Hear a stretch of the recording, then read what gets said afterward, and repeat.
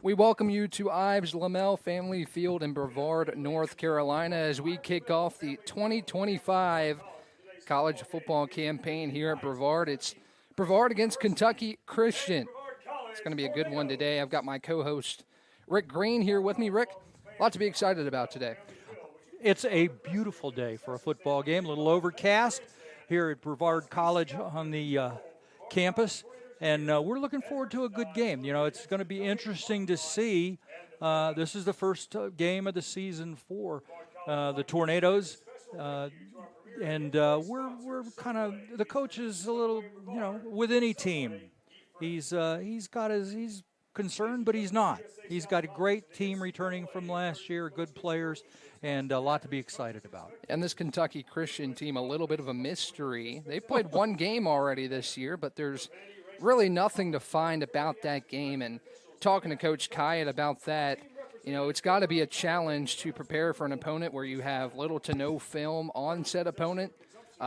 Kentucky Christian did win that game 58-0, but it didn't count towards their stats. There's no real record of that game. So, Rick, we talked to him about it. It's got to be a challenge to prepare, but they seem ready to go today. Yeah, he refers to this as rules football. He's going out there. They're going to play basically to see how Kentucky Christian comes out. I expect we'll see a change after the first couple of series as they both adjust to each other. They have a chance to see more of us. We did face Kentucky Christian last year in the last game of the season, believe it or not. We ended up the season last year with a victory over Kentucky Christian, and we're opening this season with them. So we beat them, but I don't know how much you go on that. Yeah, you'll hear from here on the pregame show, so I don't want to spoil too much about what Coach had to say, but he's really excited about the depth of this team. Offensively, a lot to replace. You lose your starting running back and starting wide receiver, who both graduated but are back on staff this season. But still a lot to replace, but there's a lot to be excited about. He was excited about the depth of a lot of the offensive positions, Rick, and he really talked about some key guys coming in this year. Yeah, haven't had to go out and invent a great deal. The center is probably the only position that is untested, and he is a freshman, but Coach speaks very highly of him. We're going to be keeping our eye on him to see how he does early on. The center is the quarterback of the line and sees how things go, so it's going to be interesting to watch the gentleman, Mr. Not as I look at the defensive lineup. No, it's Shoemaker, Bryce. And I'm curious to see how he does after having the conversation with Coach. Yeah, coming in this year, there's not a lot of uncertainties, but there is a lot to learn. A couple things that you don't have to learn about this team that you already know. Quarterback Ethan Beamish, second-team all-conference selection last year. He's back in the huddle. Coach said when he steps in that huddle, the team listens to him. On the defensive side of the ball, you've got an all-world player in Robert Dorsey, a preseason third-team All-American, and those two are really going to anchor this team moving forward this season. Most certainly. We're going to be keeping our eye on how the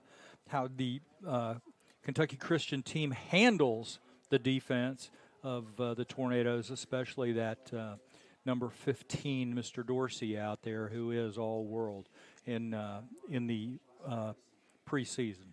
So, Rick, I want to touch on this real quick. Just walking around campus, you feel football in the air. It's an overcast day. It's going to be a little warm out there, not necessarily the fall weather you come to expect during football season quite yet, but the buzz is palpable here on campus. There's a lot to be excited about with this team this season. Brevard in the blue jerseys, the home blues, Kentucky Christian in the road white. So we'll take a quick break. You'll hear from head coach Bill Kite. He's got a lot to break down with me ahead of the season opening matchup with Kentucky Christian. We'll take a break and be right back.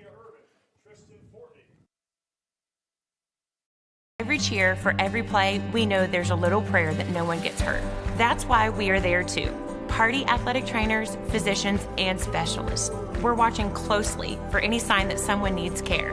And if your child is hurt, they're seen right away by the region's top specialists. The Party Sports Medicine team is at every game, match, race, practice, and workout, providing medical attention and guidance. For us, winning is all about playing healthy and smart so you can perform at your best.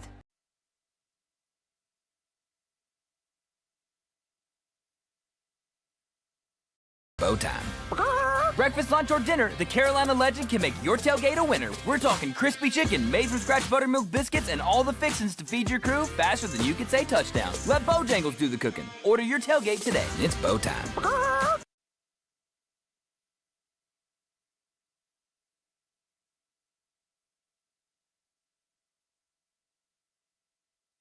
Back here on the pregame show, catching up with Tornadoes head coach Bill Kyatt before today's game against Kentucky Christian to open the season. Coach, talked about it yesterday, faceless opponent, don't really know much. What's your approach coming in this game? Well, it's going to be interesting to see how all the work that we have on paper translates to on the field in game situations. So we have our marquee players. Will they play to their billing?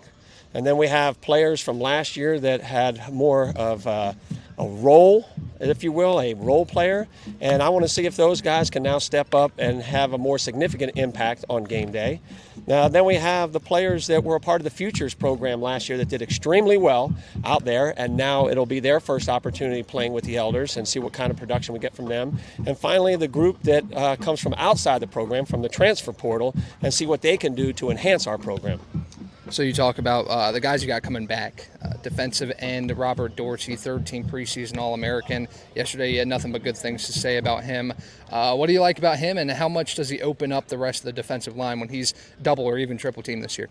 Well, he is an extremely explosive player. So what that means is when the ball's snapped, his movement is extremely quick. So the response time from the offense needs to match that, and very rarely does it. So he causes a lot of disruption and havoc. And in order to stop that or prevent that, you would need to put 2 or 3 people around him. You start doing that, now that singles up a lot of other players and gives them one-on-one opportunities to make a play. So big thing that came up yesterday that really stuck with me is you talk about the wide receivers and their experience kind of, replacing a lot, but this summer a lot went on here at Ives Lamel Family Field between a couple of your guys. Yeah, so Ethan Beamish had Shai Grant with him and Adam Douglas, and those were 2 receivers that they worked together all summer. So there's a lot to be said for timing and anticipation. On this level of football, you can't really wait till somebody gets open to throw the ball. You do that, you're either going to get sacked or you're going to throw an interception. So we'll see how it plays out today. What are some keys to the game overall today to come out of here with a victory? Well, if you look at the history of our week ones, look at the penalty count.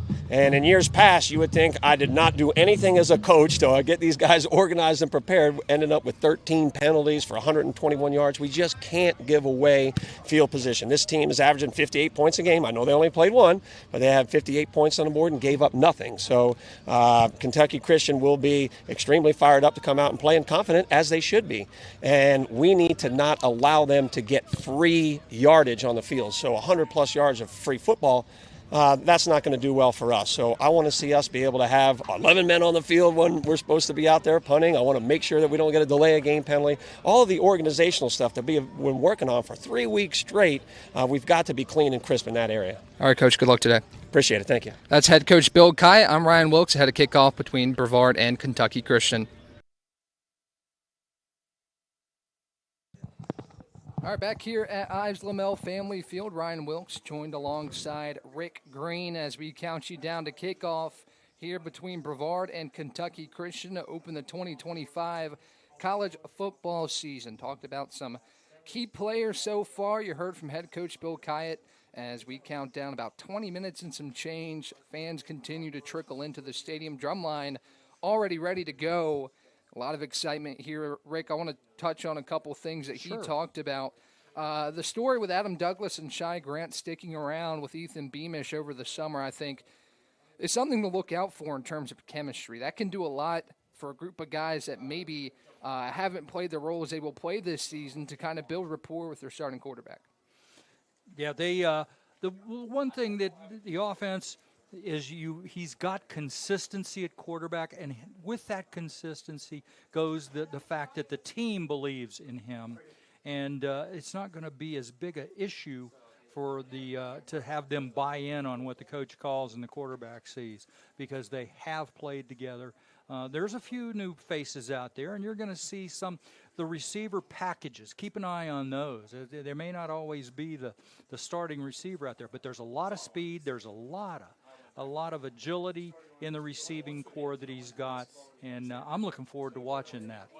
Yeah, we'll take a look at the starting lineups now. First for Kentucky Christian, there's a lot to figure out about this offense specifically.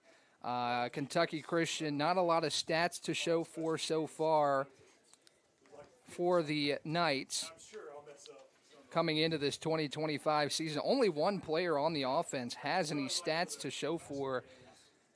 Javari Gamble, the starting running back, he had 109 attempts last year for 379 yards, 3.5 yards per carry. But other than that, new starting quarterback, a freshman, redshirt sophomore wide receiver in Elijah Williams, Jason Cobb, the other starter, another redshirt sophomore. A little bit of experience across that offensive line, but just like Brevard, Kentucky Christian with a freshman as a starting center. So a lot to figure out about this Kentucky Christian squad today as we flip to the Knights defense heading into today's matchup with the Tornadoes. Another situation where not a lot of stats for these guys. A couple guys in the linebacker room played last year. The headliner at number 42, Richard Webster, on the outside. 99 tackles for him last year coming into this season. But still a lot to figure out about this Kentucky Christian defense, a team that won just 2 games a year ago. So we're looking forward to finding more out about the Knights as we head into this 2025 season. Now we'll take a look at Brevard. First for the offense, you talked about the quarterback, Ethan Beamish, an all-star season last year, threw for over 2,000 yards. The wide receiver room will be a little bit more by committee, as we talked about. But, Rick, a lot of guys that will contribute to this room.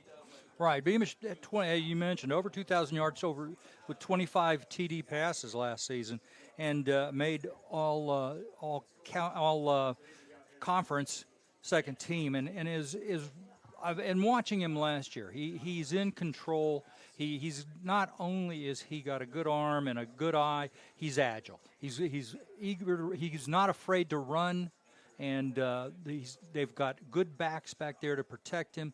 The question is going to be watching the offensive line. How do they adjust to the new center, and how does he do? And as we make a big deal out of that, but as you talk to the coach, that's where his he has a lot of faith in the center, and a position like that may not seem like it's that important, but it is.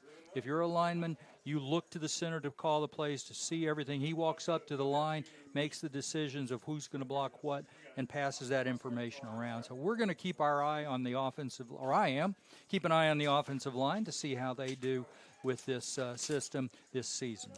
Yeah, and continuing to harp on the wide receiver room, a lot of versatility in that room. Adam Douglas is the leading returner in terms of production. He had 28 receptions for 350 yards and 3 touchdowns a season ago. Jack Spots may be looking to step into more of a feature every down role. But a couple guys not in the starting lineup to look out for. Reggie Taylor will be a guy on the outside, possibly the fastest receiver on this team. They call him Unk from Tusculum. A.J. Hill, one of the more veteran players on this roster. Shai Grant, he mentioned pregame. Messiah Ramsor has a lot of size on the outside. So Douglas will be the guy that leads this room, but there's going to be a lot to contribute. Now looking towards the running backs, big storyline coming into this year. Zion Fauntleroy McDaniel is a guy that Bill Kyatt said he was blown away by on the Futures team last year, and pairing him with Jaden Deaton, that's going to be a dangerous combination in the backfield. He did say that young man made his he made his way to the starting lineup this afternoon, and we're going to be watching. I think that we're going to the real test here is going to be how well they all adjust to the defense, which they haven't really had a chance to see a lot of. Adjustment's going to be the key element in this game early on. We'll flip to the Brevard defense now and talk a little bit about what the Tornadoes have to provide. I mean, Robert Dorsey, obvious storyline here, but Bill talked about the defensive line, and what they decide to do on Dorsey will dictate how much the rest of the defensive line, which is also talented, will produce in this contest. Exactly, and that goes the same way. It's going to be adjustments. What are they going to do? Do they put 1, 2, 3 people to block Dorsey when he's out there. I mean, the gentleman has earned that kind of respect, so it's going to be interesting to see how they contain him.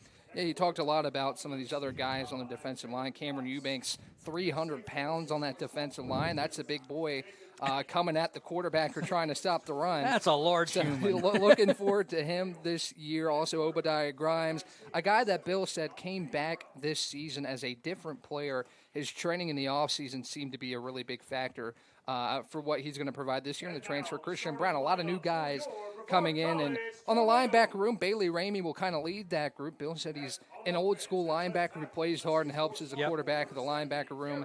And the defensive backs, he's hoping that that unit up front will take a little bit of pressure off of the DBs as we head into this contest. Yeah, he talked about Hayden and Tanner, too, being exceptional.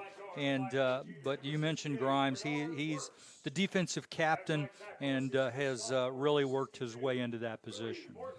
So we'll take one more break. On the other side, we'll talk our final thoughts, some keys to the game, and we will get rolling here at Ives Lamel Family Field. We'll be right back.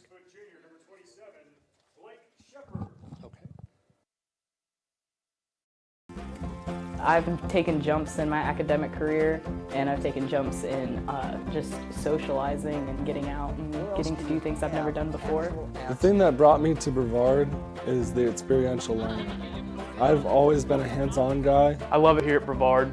Over Christmas break, I was itching to come back because I love the area so much. Experiential learning here is beyond all of my expectations. Brevard College, a top choice for students around the world.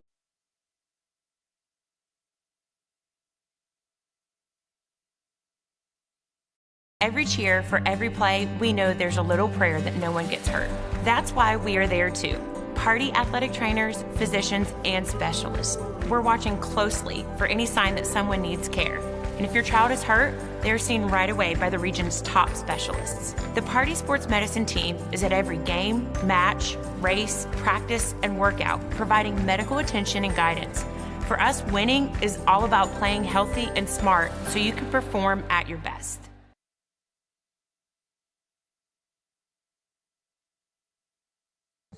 All right, we're back one last time before kick here at Ives Lamel Family Field between Brevard and Kentucky Christian to open the 2025 season. Ryan Wilkes along with Rick Green as we tee up for this matchup. I want to thank Subway, the premier sponsor of Brevard College football. Subway, eat fresh. Be sure to check them out as we go through this season. So looking forward to this matchup today. It's a lot to learn about this Kentucky Christian team, a lot of youth.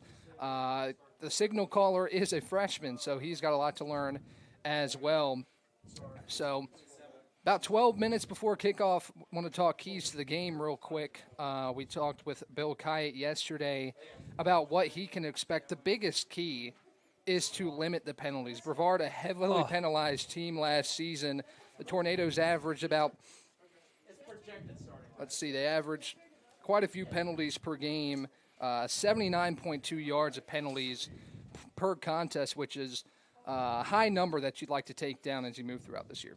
And Coach Kai had really focused on the fact that they have to have that control early.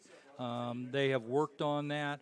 I thought his analysis of it was phenomenal. You know, you don't teach penalties in practice, so don't do it. Don't hit the guy out of bounds. Don't rough the passer. Don't do those things. And just do what you do well. Stay focused. And I think that's what he's looking for from his defense and his offense team is to really play smart. I think another key, too, is just to capitalize on what you are best at. You know, this is a Brevard team that averaged 36 points a game last year. Again, a lot of new guys, but a lot of excitement around some of these new players. They averaged 411 yards of total offense per game last year. And another thing, the defensive line and the defensive end, 32 sacks a year ago. So I think Brevard just needs to stick with what was working last year and continue to capitalize on that. Most certainly. And I'm eager to see, again, I think you and I agree after talking to Coach Kai that we're going to pay a lot of attention to that first series, a couple of series of the game to see how they come out and then how the adjustments are made. but I'm hopeful that the players, they're going to be nervous. This is a big game for them. It's the first game of the season. There's a lot of anxiousness, and he's got to hope that they can contain that enthusiasm. Yeah, and again, this is the Kentucky Christian Knights. A lot to learn about them, not a lot to go off of. So the rules of football is going to be key. Just do what you're supposed to do, execute. And talking about the offensive line, mentioned Coach Everett Lindsay yesterday and his experience in the NFL and how that helps out a guy like Bryce Shoemake, who is new to this team and starting role in his freshman season. He mentioned, you see something on the sheet, the play sheet, and you can say, okay, I'm blocking this guy, I'm blocking that guy. But the technique, he really talked about a lot. He talked about with Everett, the technique that Everett has learned. Everett played in his 13 years in the NFL every position on the offensive line and spent significant time in each one. So to have a guy like that and a guy like Bryce Shoemake to learn from him, I think is key for the Tornadoes' offensive line this year. I agree. It's really going to be interesting. Again, they have a lot of faith. The coaches they've been here 30 days. And they have had to put a lot together. There's a lot of pressure, a lot on the line, but I think that I've came away with Coach Hyatt feeling that they have control of the situation. He believes in his team, he believes in his coaches, and I think that alone will help them get through this first game. Yeah, the staff as a whole, too, I think it's special just looking up and down the coaching staff, a large coaching staff, but a lot of guys that played here and have decided to return to lead this new generation of Tornado football. And I think that's really special. I think a guy like Zach Orr, who is a career leader in receptions, receiving yards, you name it, he was a guy for Brevard the past 4 years, and that's obviously a large void to replace, but he's back coaching the wide receivers. What do you think a guy like that for an fairly unproven room does for this team coming into the season? It's going to be interesting to watch, and I also think that you talked about that we've had transition in wide receivers. I think you're going to go see a lot of the package type of offense, and with the receivers that way you may not see the gentleman who started last year in that first series because that wasn't the plan. But he's going to be there right away. They'll all be in there. Coach is looking for who can contribute, make and be effective. And we're getting close here to kick off, and a lot of excitement in the stands. People are real fired up for this. Yeah. Lastly, I just want to hammer home the depth of this Tornado team. You look at the two deep. Bill said the two deep is. You might see them trot out for the first play, but there's going to be a lot of different combination of guys. He basically went down the list and pointed out 15 different names that aren't on the two deep of guys that could contribute. And I think that is a big strength. He said receptions will be peppered around 5 to 6, maybe 7 different guys throughout this year. And I think for a team like this, that's special to have that kind of depth as the Tornadoes taking the field as we speak. Well, Fauntleroy McDaniel, the running back, is listed on the depth chart as being starting, but Jaden Deaton got a lot of lip service from the coach as far as thinking that he's really the guy that can carry the team when it comes to running the ball. See the Tornadoes coming on the field. Great camera work by our crew. Thank you to our crew for being here this afternoon as we are so excited to kick off this 2025 football season. About 79 degrees, partly cloudy skies. A great day for some football. We'll take our last break. On the other side, we'll tee up this matchup. We'll have the national anthem, and we'll get ready for first kick.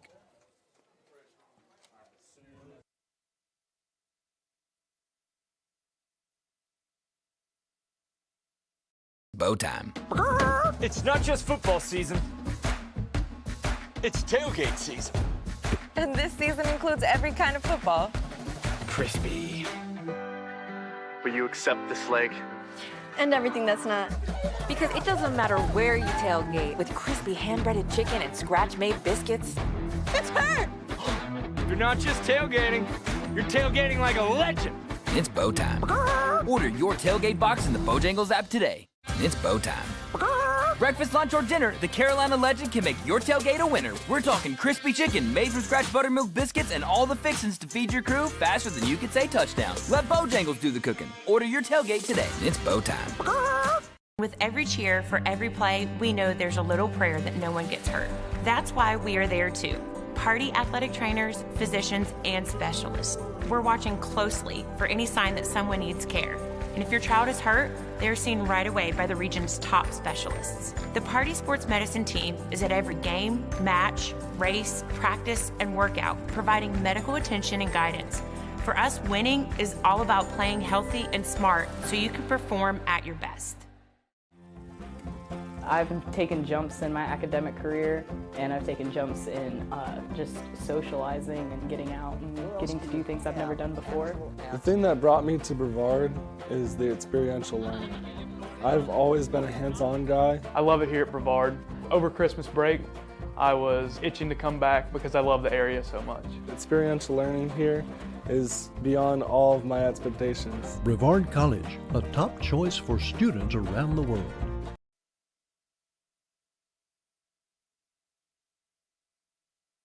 Every cheer for every play, we know there's a little prayer that no one gets hurt. That's why we are there too. Party athletic trainers, physicians, and specialists. We're watching closely for any sign that someone needs care. And if your child is hurt, they're seen right away by the region's top specialists. The Party Sports Medicine team is at every game, match, race, practice, and workout, providing medical attention and guidance. For us, winning is all about playing healthy and smart so you can perform at your best.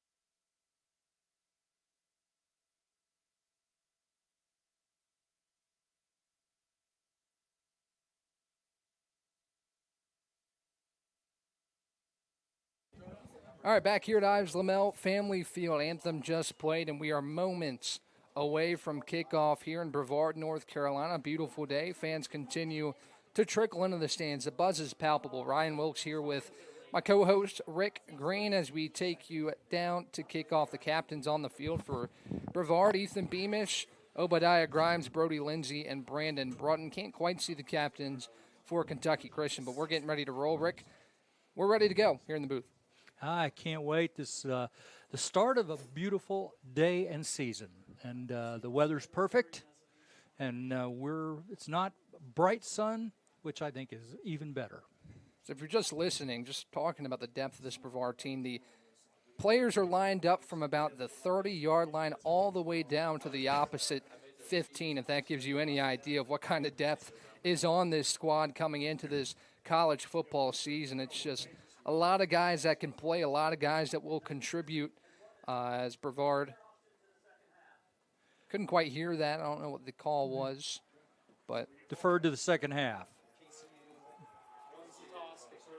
Kentucky Christian won the toss, so Brevard will receive. The Knights defer to the second half as we're just about ready to play some football. Yeah, we are. This looks like fun, and you summed it up. There's a sideline full of players, and I think that one thing that impressed me is the number of young men and gentlemen who have come out for this team and are contributing to its efforts. So we're going to see a lot, and there's a lot of things to pay attention to. So it looks like Brevard will be moving left to right to start this contest as Kentucky Christian ready to take the field. The Knights in the road white uniforms, red letter and numbering, and the black helmets, white pants with a red stripe across the leg. Brevard in the silver lids with a blue stripe down the middle, the blue home jerseys with a silver letter and numbering. We're getting ready for kick as Zach Uhas will send it away for the Knights. Back to receive for the Tornadoes, Jeremiah Lane and Reggie Taylor II.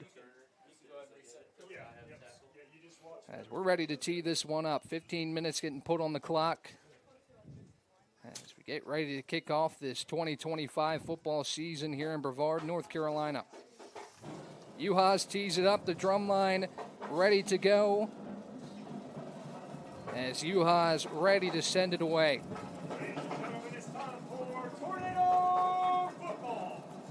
Yuha's trots to the football, kicks it near the 15-yard line. It'll be Lane to field. Lane takes off to the left side. Going up the middle, Lane has some space. He breaks one tackle, breaks another. Down the left sideline across the 45. Cuts back across the 50, and he's spilled down at Kentucky Christian's 43-yard line. And instant momentum for the Tornadoes to kick off the 2025 season. Impressive run by the young man, number 14, on your program here. Those of you watching at home and around the country, that was a super play by the return team. Gets the ball right at the 43. So Jeremiah Lane puts Brevard in a great field position. Beamish is under center. Zion Fauntleroy McDaniel is in the backfield with Adam Douglas split out right. Fauntleroy McDaniel takes the carry up the middle. He keeps charging for the offensive line, shoves him near the markers about 3 yards short. Wow. A great run to start it off. You see what Coach was talking about with that kid. As it's about 2nd and 4 from the 36-yard line. Yeah, that was impressive. You saw good movement by the offensive line, pushing the defense back. Same formation here in 2nd and short. Yep. 14-16 and a moving clock here in this first quarter.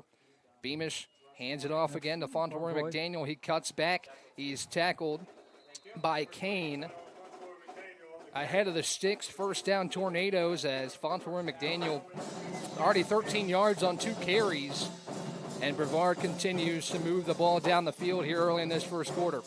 Yeah, we're going to keep our eye on Beamish really just running right behind the left side of the line. A lot of strength appears to be there. We'll keep an eye this time, but he keeps going out of the same format or same setup. Got 3, he's got trips to the right here. Yeah, 3 out wide. Fauntleroy McDaniel off his right hip. Reggie Taylor in the game as well as Shai Grant. Beamish drops a pass, fires it out left. That's Douglas near the first down marker. He's pushed out of bounds by Jalen Price right in front of the sticks. It'll be about 2nd and 1 on Ethan Beamish's first completion of 2025. Really, really strong play there. Good protection for Beamish, who had his mind on where he was going right off the bat. And you already see receivers subbing in and out. Taylor comes off the field. As Douglas split out right side. Quinn and Heath in a tight formation here with Fauntleroy McDaniel about 5 yards back, deep in the backfield. Heath motions over to the left. Handoff goes Fauntleroy McDaniel. Wow. He is stuffed up the middle. Defense that on was Jatarius Randolph. Good play by the defense of Kentucky Christian. They stuffed the left side. They came in.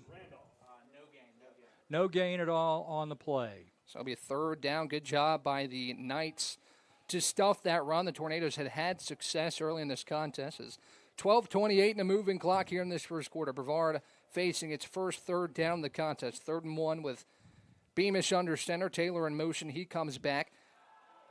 Banana out to the right side. Taylor is open. He's across the 10. Cuts back the 5. Near the goal line. He's shoved out of bounds at about the 2. Well done by Beamish. He came out, rolled left, and then came right.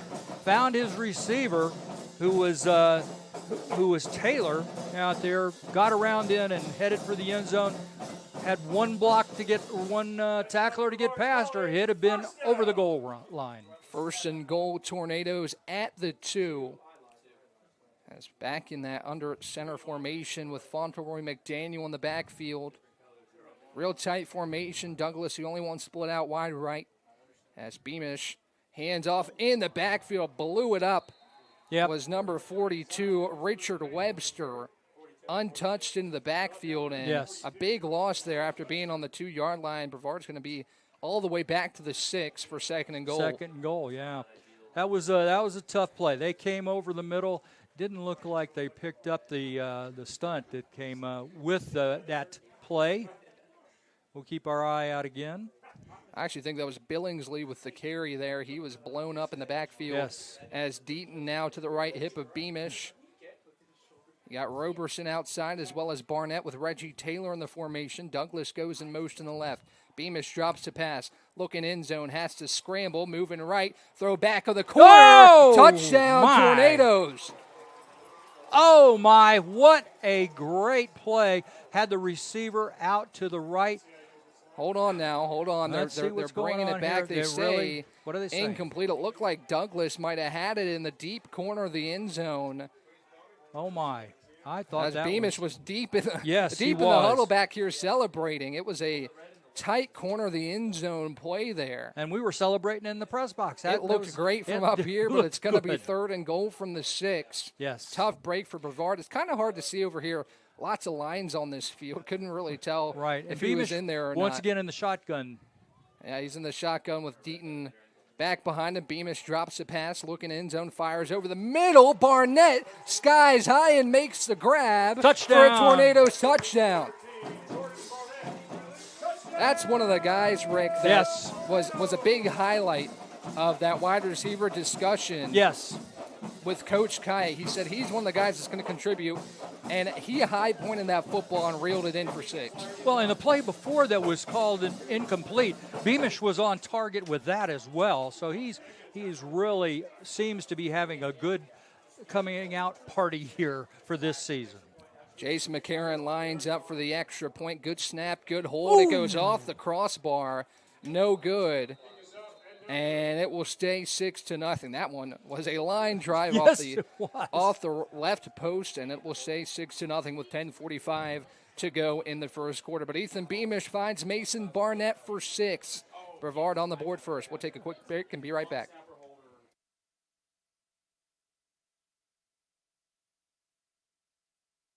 Every cheer, for every play, we know there's a little prayer that no one gets hurt. That's why we are there too. Party athletic trainers, physicians, and specialists. We're watching closely for any sign that someone needs care. And if your child is hurt, they're seen right away by the region's top specialists. The Party Sports Medicine team is at every game, match, race, practice, and workout, providing medical attention and guidance. For us, winning is all about playing healthy and smart so you can perform at your best.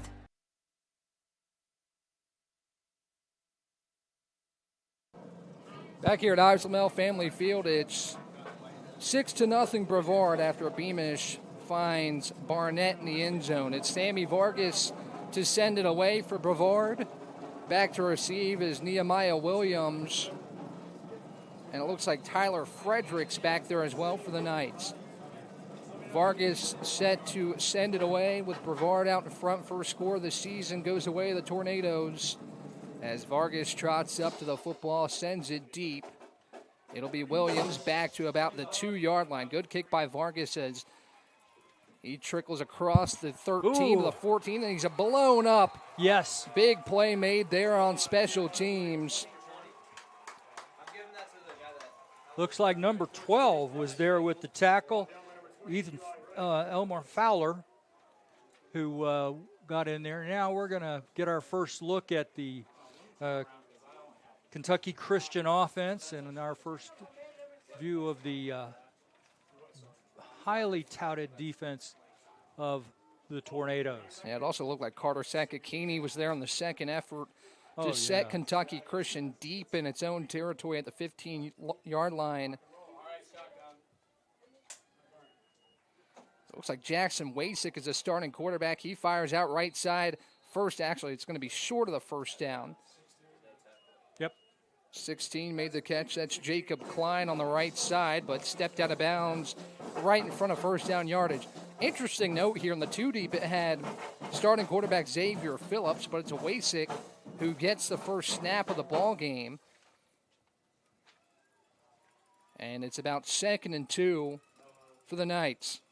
Wasik in the gun, 3 out left, 1 out right. Handoff goes up the middle, and it's going to be first down yardage for Kentucky Christian.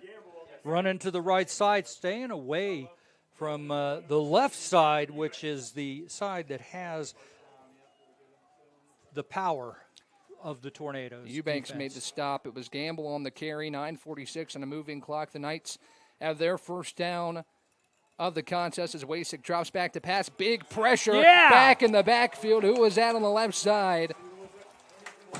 That was Christian Brown with the pressure. He got Wasik on his blind side and takes him down deep back in Kentucky Christian territory at the 17. Great pressure. Hard to contain the defensive line there. They all came in. A lot of pressure there. It was a loss of 10. Yeah, big loss. 2nd and 21. After some momentum for the Knights. Back deeper in its own territory now with Wasik in the gun. Gamble to his left. He now motions to his right hip. 3 out left in the formation. Pass goes out right side to 81. Indeed. Deacon Troyer, and a big tackle made on the outside by Dre Burton. Now it's going to be 3rd and very long for this Kentucky Christian offense with 8:43 and a moving clock in the first quarter. Back-to-back big tackles for loss for this Brevard defense after Kentucky Christian seemed to have a little bit moving in this first drive. Gamble on the right hip of Wasik, 2 out left and 2 wide side right. As the play clock heads below 10 seconds, Wasik drops back. Dorsey with the pressure, gets him out of the pocket. Wasik looking long. Dorsey coming back to try and get him as Wasik scrambles to his right side. Big block near the goal line. Wasik fires right side. It's Gamble to make the play, and he has first down yardage. What a play there by Wasik. He scrambled for what seemed like forever and found Gamble open, and a big gain for a first down on 3rd and 21. Quite the play there by the quarterback to escape the defense. Now Wasik drops back again, quick by the Kentucky Christian offense. He rolls out right. He's going to take his yardage right across the 45-yard line. Will set up about 2nd and 5. Rick, you're seeing a lot of mobility from this Kentucky Christian signal caller early in this ball game. Yes, he seems to be, and it's not who we expected to see, but then we're seeing a lot of not who we expected to see. Seeing as how we haven't seen this team before, keeping our eye on the folks in the backfield. Now a brief stoppage as Wasik is going to go to the sideline. He seems a little shaken up there after that run. Again, he was not the guy we expected to see today, but he's been a highlight so far. Big conversion on that 3rd and very long. Just kept the play alive. I think if you keep a play alive for that long, odds are you might find somebody open, and there was Gamble across the right sideline to get first down yardage. As new quarterback coming into the game, it's Tayden Carpenter, who will sub in at least for the time being as Wasik continues to be checked out on the sideline. Gamble on his left hip, 2 split out left, 1 wide side right. Coming in motion is the 1 outside left as Gamble takes a handoff, tackled by a host of Tornadoes. James Laycock was there as well as King to make the stop. It's going to be about 3rd and 4 across to the 46-yard line. And now Wasik back in the game, just a brief substitution there as Javion Martin comes in motion. Again, no huddle. Yeah, they're moving here in this first quarter as Cobb, Briscoe, and Martin split out left for Wasik in the shotgun. 6:28 in a moving clock. Big 3rd down and short on Kentucky Christian's first drive of the ball game. Wasik takes the snap. He's pressured immediately up the middle, and he's stuffed by Shalanki. Malik Shalanki gets in the backfield, and it's going to be 4th and 8. Talked about that pressure. The other guys that can contribute outside of Robert Dorsey, who I don't even think was on the field on that 3rd down. Well, that was interesting because they had 3 receivers on this side. We had 2 in, but the linebacker came in, filled in the coverage. It was good adjustment by the defense. So back to punt is Chase Hall. Back to receive is Jeremiah Lane, who had the great kickoff return to create that instant momentum for the Tornadoes, who lead 6-0 with 5:35 and a moving clock in the first quarter. High snap to Hall, whistle blown dead. Looked like maybe a timeout. Don't see any laundry on the field. Or maybe just a miscommunication between the referees. Seems like what it was. Now they're actually going to move Kentucky Christian back. It was a penalty, maybe a delay a game or, delay a game. Keep an eye on that play clock over there as Hall will punt again, but 5 yards deeper at the 37-yard line. Snap goes back to Hall. It's well high. It goes across the 10-yard line. Hall retrieves it, tries to get away. Back there are multiple Tornadoes who spill him down at the 12-yard line, and Brevard takes over deep in Kentucky Christian territory. Adam Douglas chasing him back after the ball got over his head. The Tornado wrapping him up. A great loss of yardage on there. The ball looks like it's spotted about the 12. That's why those procedural penalties are so big, because he had a good snap on the first one. Looked like he would have gotten away just fine. But you do it again, goes over his head, and good job by Hall to just pick that ball up and get out of the end zone, and good, quite frankly. Exactly, and good pressure by the defensive side of the Tornado ball.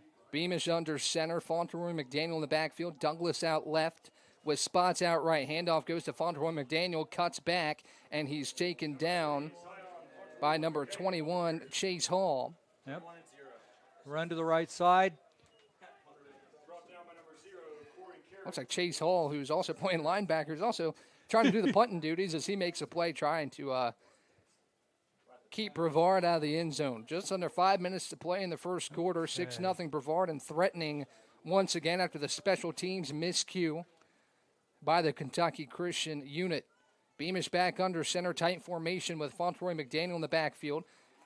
Rolls out right, does Beamish. He's looking in the end zone, nothing there. Tries to take off, and he will. He's hit by Richard Webster going out of bounds as Beamish gets across the 10-yard line to about the 9, and it'll set up a third down. Good coverage by Kentucky Christian on that. Beamish had his eye, and they had obviously adjusted to that. You see Beamish comes out of the quarterback position and goes left and then rolls to the right.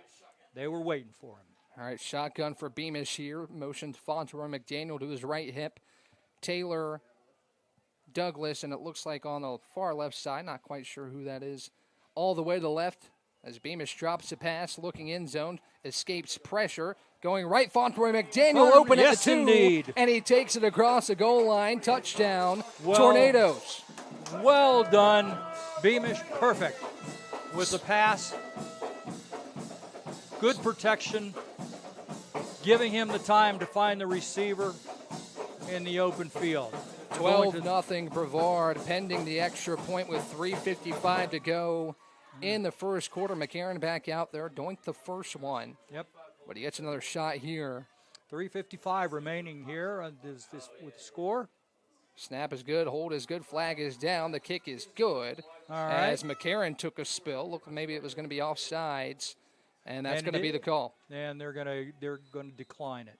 So kick is good, 13-0 Brevard. Just talked about Kentucky Christian keeping the play alive. Yep. Odds are you'll find somebody, and that's what Beamish just did right there for his second touchdown pass of the game. 13-0 Brevard. We'll take a break with 3:55 to go in this first quarter. Actually, let's keep it right here as the kicking team already back on the field. Yep. For the Tornadoes moving quickly as Vargas will head back out there. Good start for Brevard, taking an early 13-0 lead in this ball game. 2 touchdown throws from Ethan Beamish. One to Jordan Barnett, and the other one he found Zion Fauntleroy McDaniel, who's really been an impact guy so far, both on the ground, now in the air, in the passing game. As we'll see back to receive is Christopher Phillips and Nehemiah Williams for Kentucky Christian. The offense showing good balance. They're running Fauntleroy, and then they come back with the pass, finding the open receiver in the right side of the end zone. They are, again, it's 13-0 with just under 4 minutes remaining in the first period. Vargas will send it away for Brevard as he sends it back towards the 5-yard line. 2 good kicks from Sammy Vargas as Williams fields. He's got some space across the 25, across the 30, and he's taken down right across the 30-yard line. Looks like Messiah Ramsour that made the play. And good field position here for Kentucky Christian, who had a good start to that drive, especially converting 3rd and 21, but it kind of stalled out after that. All right. So he was back out here at quarterback. You have to think Wasik will be the one to take the snaps here, as he looked impressive on that first drive, and it will be him in the shotgun. 2 backs in the backfield with him. It's Jamarian Dale and Javari Gamble to his left and right hip. 2 out wide side right, 1 wide side left. With 3:47 to go, play clock under 5 seconds. Wasik takes the snap, hands off to Dale. Tackle made across the 42 as Jamarian Dale keeps his legs churning. A little interesting way of running against the defense. They came out like they were going to run right and came back left with the run. It was Jeramian Brown on the stop. Christian Brown has been active so far, had the sack earlier in this contest. Same formation here as he motions Dale to the right side, hands off Gamble. Gamble stopped in the backfield. It looked like Dorsey was there first, and a couple others, including Obadiah Grimes and DJ Stevenson in on the stop to set up about 3rd down and 4.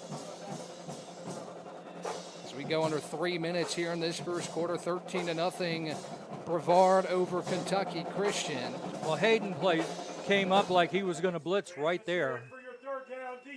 Wasik in the gun, motions Dale to his left hip. 2 wide side right as well as to the left. Wasik fires right side, has a receiver. It's caught by Cobb, and he's across the 50 to the 49. First down, Knights.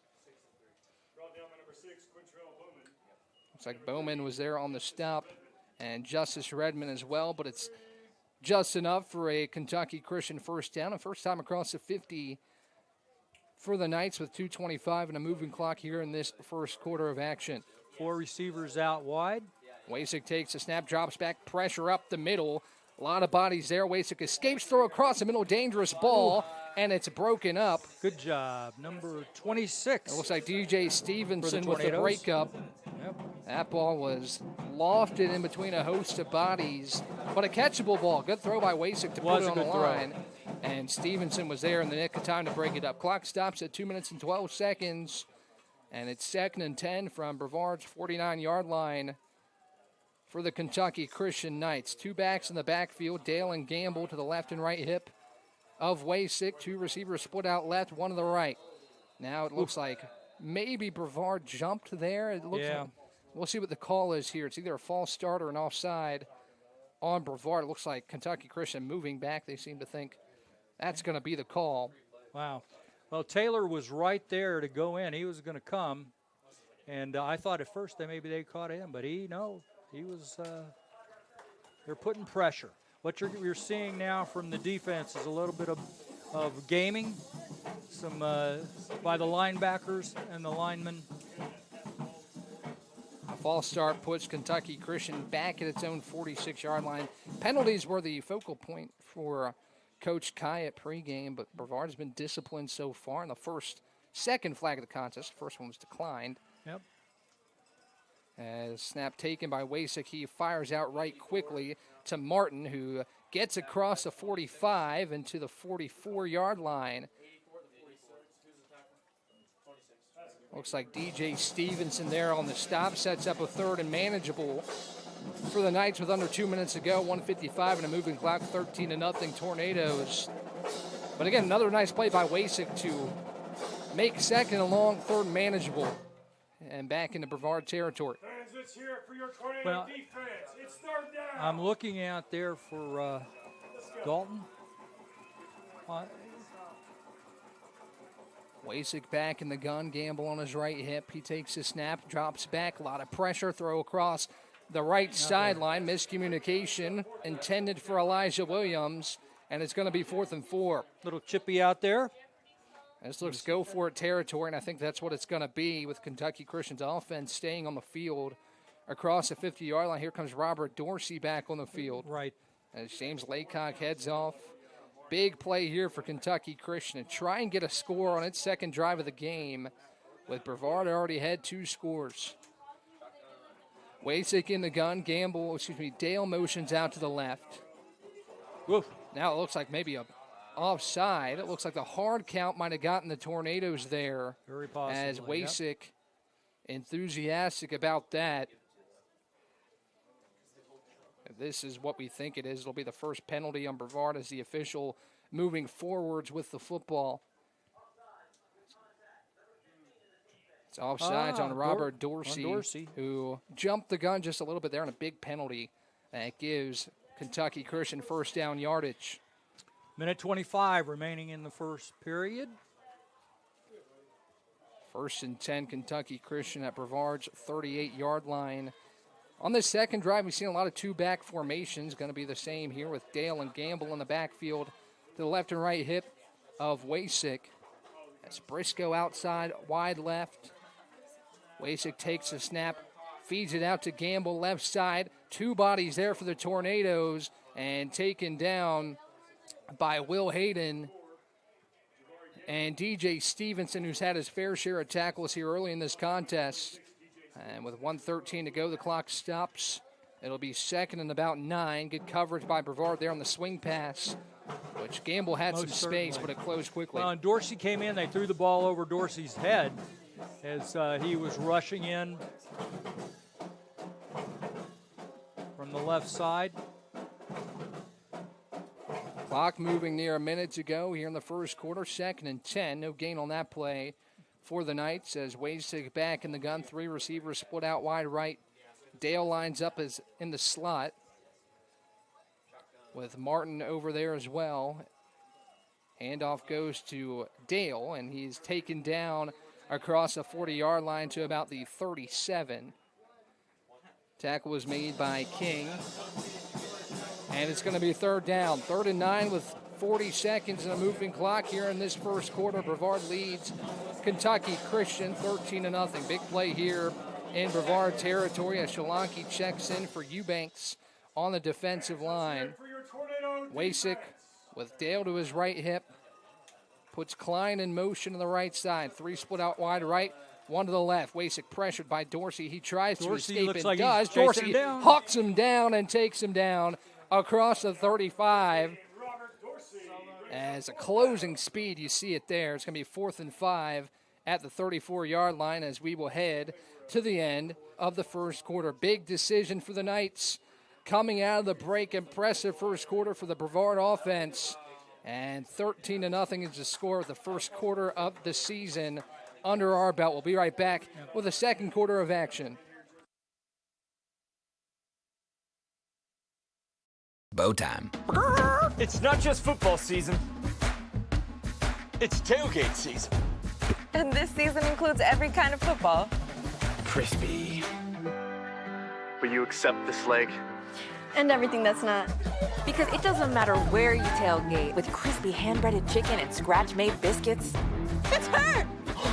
You're not just tailgating, you're tailgating like a legend. It's bow time. Order your tailgate box in the Bojangles app today. It's bow time. Breakfast, lunch, or dinner, the Carolina legend can make your tailgate a winner. We're talking crispy chicken, made from scratch buttermilk biscuits, and all the fixins to feed your crew faster than you could say touchdown. Let Bojangles do the cooking. Order your tailgate today. It's bow time. With every cheer for every play, we know there's a little prayer that no one gets hurt. That's why we are there too. Party athletic trainers, physicians, and specialists.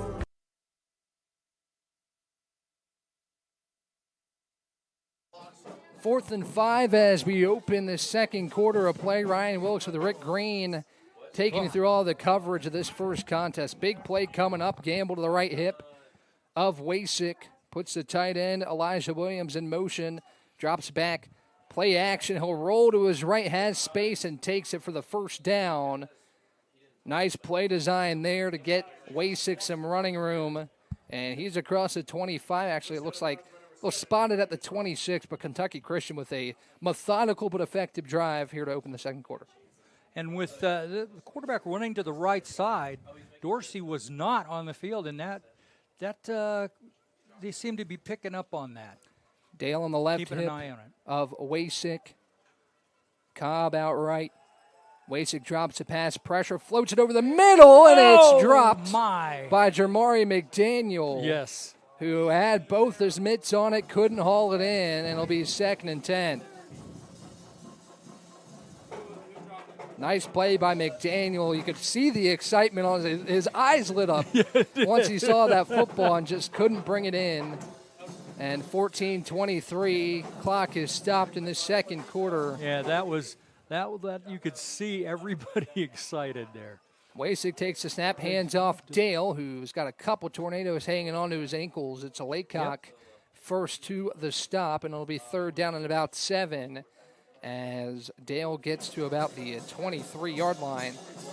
As the clock moves, under 14 minutes to go. 13-0 Tornadoes, 2 passing touchdowns for Ethan Beamish, who's 4 of 5 for 45 yards. He's had a couple short fields thanks to some special teams miscues and a good return to open the game. And it's been complimentary football so far for this Brevard team, but now Kentucky Christian looking to get on the board here in the second. 3rd and 7, Wasik takes the snap, fires right, nobody home, as Broughton took out the ankles of Javion Martin near the 10-yard line, and good defense there. Yes. Sets up 4th and 7. Well, and Laycock put a lot of pressure coming in on that left side. Comes out, Dorsey goes back in, but Laycock really showed his game on that last play. Put a lot of pressure on the offensive line of Kentucky, and it showed. Quarterback had to hustle, wasn't quite ready for it. 2nd, 4th down on the drive. Dale and Gamble both in the backfield with one out to the right. And Javion Martin, snap goes back to Wasik. He looks deep, fires right side. It's picked off. It's picked off by Dre Burton going down the left sideline. And a quick turnover for the Brevard defense. Almost had one earlier in the drive that time. Dre Burton said, no, sir. And it's Brevard football near the 35-yard line. Well played by the defense. That was a heck of an interception. Got down to about the 36. Looks like, nope, the 35. Spotted right at the 35 for this Brevard offense. Funny enough, this is the worst field position Brevard has had all day. First drive started across the 50. Second started inside the 10-yard line. As Beamish in the shotgun, Fauntleroy McDaniel to his right hip. Douglas out left, with 3 out to the wide side right. Looks like Reggie Taylor, Jaden Deaton was split out right side as well, but now he's changing it up. Spots all the way near the Kentucky Christian sideline, split out wide right. Beamish drops back, fires a slant to Spots, who snags it across the 45-yard line. Well played by Beamish. The receiver came right across from his stance, started just slanted. Beamish picked him right up for a completion, another Tornado first down. Meduzzi Mansu takes him down at the 47. Beamish has looked sharp, now 5 of 6 for about 60 yards. 13:06 on the moving clock here in this second quarter. Brevard back on the attack after the defense bent but didn't break deep in its own territory. Beamish, both running backs split out. Now Deaton in motion. Beamish fires left side to Deaton. Down the left sideline across the 50. Taken down at the 41. Pushed out of bounds. It looked like by Webster. Yep.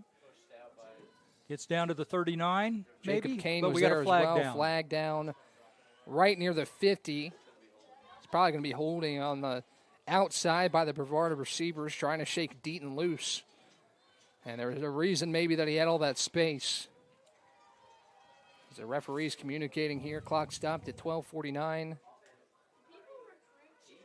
Holding called on Shaiwan Grant, I believe. It's going to move Brevard back a little bit. We talked about those penalties. Yep. The second time Brevard's had a costly penalty here early in the game. Yeah, it's been penalty-free pretty much for Brevard. They're playing, they're doing what the coach hoped they would do. They're playing smart. So we'll see officially where this one is spotted. Referee starting to move it back from the 50. It's a 10-yard penalty, so I believe the Tornadoes will be smack dab on the 40-yard line. Yes. Back in Tornadoes' own territory. Spots will sub back in. Shaiwan Grant heads to the sideline. First down and first and 17 for Brevard. It was a spot foul, so from the spot of the foul, that was right at the 50-yard line, moving back 10. All right. So Beamish back in the gun. Spots split out left with Taylor and Douglas out to the right. McDaniel to his left hip. He puts Spots in motion, moving towards the far sideline. Beamish drops the pass, looks right, fires same play to Spots, who was rocked across the 50 to the 47. Well, it's looks obvious like Jacob that Kane was there, as well as Chase Hall. Well, what we're seeing now is Beamish coming out in the shotgun. When he started out early running the ball, but when he's obviously confident in his receivers and his passing game is showing it. 2nd and 6 for the Tornadoes. Just across the 50 at Kentucky Christian's 49. 3 split out left. Beamish takes a snap, hands off Deaton. Deaton breaks a couple tackles, but he is tracked down by Webster. And maybe a yard gain to the 48, but it's going to be 3rd down regardless for the Tornadoes, 3rd and about medium. So no gain there. No gain there. Official ruling. So it's going to be 3rd and 6 for Brevard. Beamish in the huddle. Talked about Beamish. When he's in the huddle, everybody on that offense believes in what he's calling, as he's in the gun with Douglas lined up to the left. Taylor comes in motion to the left side. Beamish takes a snap, drops to pass, fires Wide left. open. Taylor's there. He's caught it at the 40, and it's going to be a 1st down near Well the done. 35 for Reggie Taylor. Great call there. They put the receiver in motion right at the snap, and he was wide open. Good eye by Beamish, and good job by the coaching staff finding the play there. Mansue shoves him out of play. Brevard 1st and 10 from the 36 of Kentucky Christian. 3 out right, 1 to the left of Ethan Beamish. Deaton on his right hip. Beamish shakes a snap, hands off Deaton. He's swallowed in the backfield, but gets away for a little bit, made the most out of that. There were 3 guys as Jalen Price pushes him out of bounds.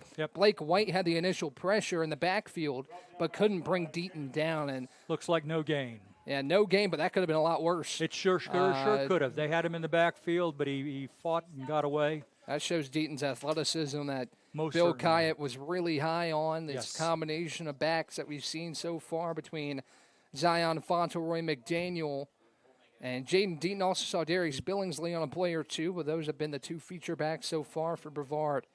2 out right, 2 to the left. Fauntleroy McDaniel in motion. Beamish takes a snap on 2nd and 10, fires right. He's got Fauntleroy McDaniel, who is pushed out of bounds near the sticks on the right sideline by Mansue again, who is there on the stop. But it's going to be 3rd and very short for the Tornadoes. And this is 4-down territory, so really you got 2 plays here for the Tornadoes, 3rd and 4. Right. Now that you can see that they have really come around and diagnosed the defense and where their weaknesses are, and they're sending those receivers out. They don't show they've got the speed to get around the corners, and that appears to be Beamish's strong suit at this point as he comes up to the line of scrimmage. You got a fullback in the backfield. It's Blake Shepard with Fauntleroy McDaniel in the pistol. Beamish play action, got Shepard in the flat. There goes Blake Shepard across the 20 and to about the 18-yard line. David Gale Jr. was there on the stop, but it's 1st and 10 Brevard inside the red zone. Yes, indeed. 9:20 the moving clock. Brevard threatening to take a 3-score lead. It's 13-0 Tornadoes. Talked about the complimentary play so far. Offense, defense, and special teams has been about as good as you can ask for a season opener here in Brevard, North Carolina. Beamish under center. McDaniel in the backfield. Beamish takes the snap, rolls out right. Maybe a little bit of a broken play as he is shoved out of bounds. Yeah. By Webster, and now a hit out of bounds. Went for Ethan Beamish on the right sideline. I was looking down at the spotting board to see who made the stop, and the reaction from the crowd Yes. tells me this is going to be 15 yards for the Tornadoes. Late hit, no doubt about it. Clock stops at 8:53 as the referees sort this one out. Brevard will likely be inside the 10 after this call right here.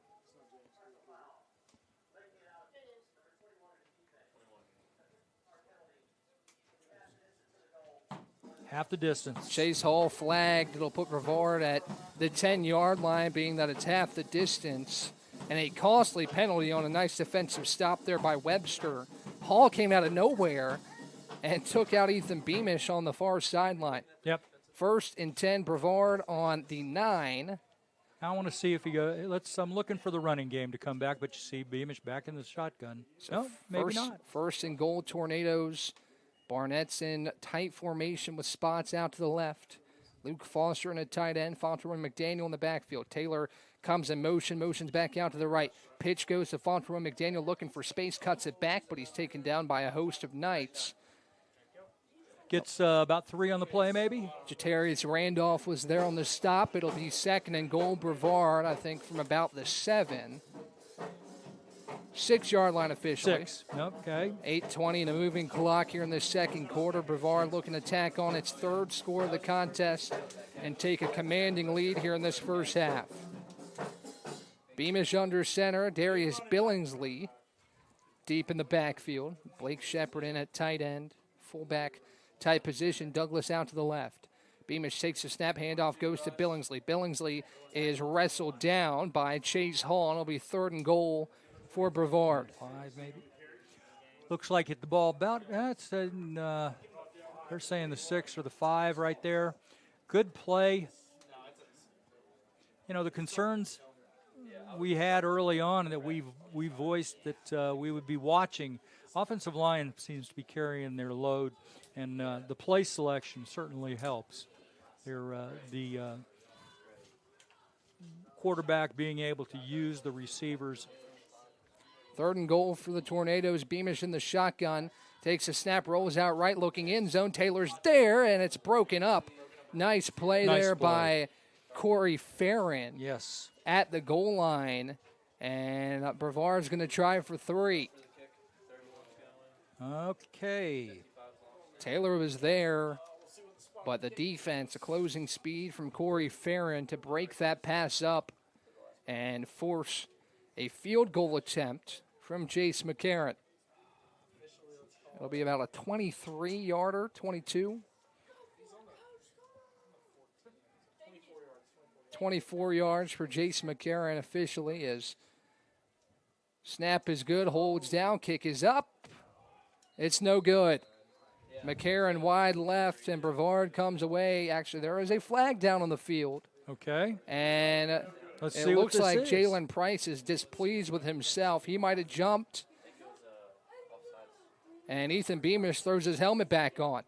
All right. All right. Costly mistake. Yep. For Kentucky Christian. Yeah, Kentucky, you had, and still going to be 4th down, but you inch a little closer to that goal line. The ball is set on the 3-yard line, half the distance to the goal, and Brevard says, you want to give us an extra life? We're going to try and take it here. They're going to go out, and it's 4th down. They're going to go for it. It's 4th and goal from the 3-yard line. Most certainly. It's a Brevard offense back on the field. They've been running the ball so well. They've got the confidence to do this. I don't know if they'll stick with that. They may. I mean, this is an extra point if they decide to kick it. Yeah, they're going to call a timeout. Try and talk this one over. We'll keep it right here as we look at some of the stats so far in this contest. Ethan Beamish, 9 of 11, 97 yards, 2 touchdowns. He's been nothing but sharp here early in this game. Reggie Taylor leads the way in terms of yardage, but you see a lot of different guys contributing. 3 different guys with 2 receptions. Taylor 2 for 34 yards. Jack Spots has a pair of catches. Zion Fontour McDaniel, he's been the guy that Bill Kyatt said is the complete running back. He's a guy that you can put in the backfield, hand it off to him, or he can make an impact in the passing game. He already has 1 touchdown through the air. In the running back room, the defense on the runs has been fairly stellar. Fontour McDaniel, 6 carries for 16 yards, averaging just 2 yards a carry. And Ethan Beamish has had to take off a couple of times as well. Jaden Deaton, 3 runs for 3 yards. So the Knights have been solid on the run, but on the pass, Tornadoes have had some success here in the first 2 quarters of the regular season. So the offense is back out on the field. Yep. And we'll see what the Tornadoes try to do here. 4th and goal from the 3-yard line, 7:12 to go in the second quarter. 13-0 Brevard looking to tack on another score with Beamish in the gun, Deaton to his right hip, Douglas out left, Spots and Taylor out to the right. I like the coach is going for it here. Beamish looks to the right. He's got Deaton near the goal line. Deaton hauls it in, takes a hit of the 1, and trucks in the end zone. Touchdown, Brevard. Well done by the offense. Really nice play call. You saw Deaton. He wasn't to the hip of Beamish. He was a little bit up to the right. and they just motioned him out to the flat. Beamish found it wide open for his third score through the air, and it's 19-0 pending the extra point. Sammy Vargas will take it this time. As it snaps back, holds good, kick is up, and it is good. 20-0 Brevard with 7:10 to play in the second quarter. A costly offsides penalty and a missed field goal gives Brevard 4th and goal from the 3, and the Tornadoes convert. Ethan Beamish's 3rd touchdown pass of the game, and we'll take a quick 15-second break and be back with the rest of the second quarter. Beamish. Bow time. Breakfast, lunch, or dinner, the Carolina Legend can make your tailgate a winner. We're talking crispy chicken, made from scratch buttermilk biscuits, and all the fixins to feed your crew faster than you can say touchdown. Let Bojangles do the cooking. Order your tailgate today. It's bow time.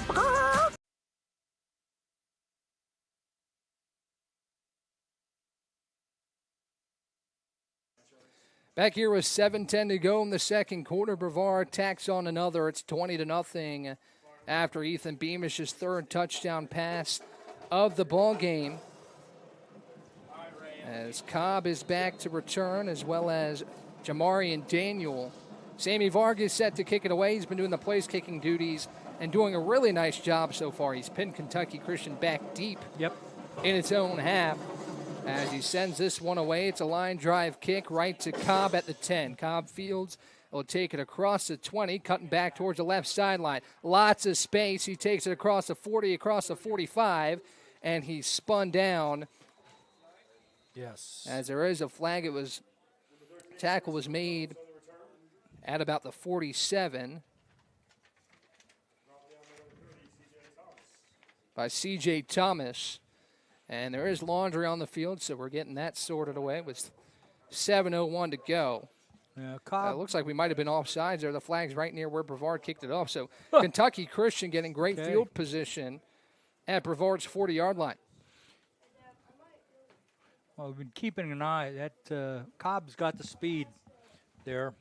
Yeah, both teams have had some sizable efforts on the kicking kick returns. So Kentucky Christian might be necessary to get this good field position, try and find some momentum in a game Brevard leads by 3 scores. 20-0, 7:01 to go as Wasik back in the ball game at quarterback. We'll have Gamble to his right hip, Cobb and Briscoe on the outside. Now the ball's going to be moved back to the 50. Okay, so it's going to be at the 49. 49, 1st and 10. Still in Brevard territory, but a little bit more backed up for the Knights here on the first play of this drive.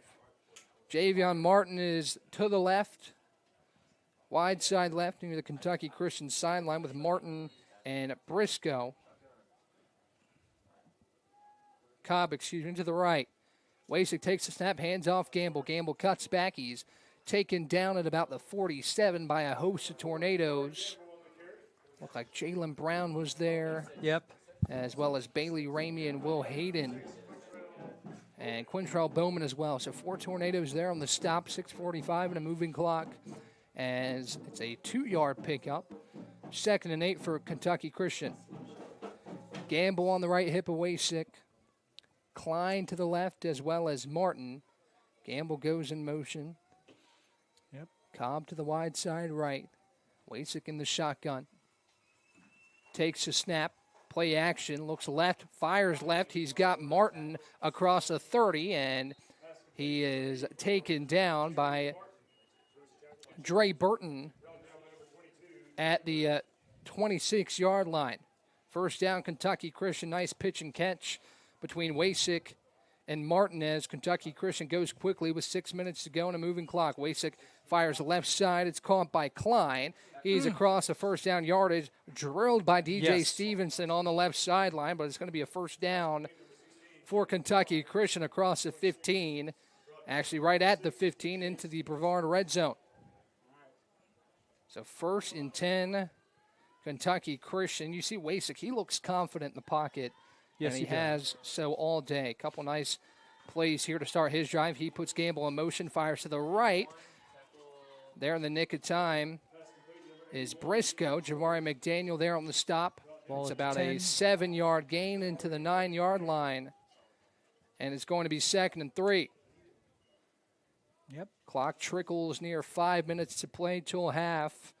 Kentucky Christian looking for a big score to try and claw back into this contest that really without a couple mistakes, I think we'd see a bit of a different score. But Kentucky Christian has given Brevard some opportunities here in this first half.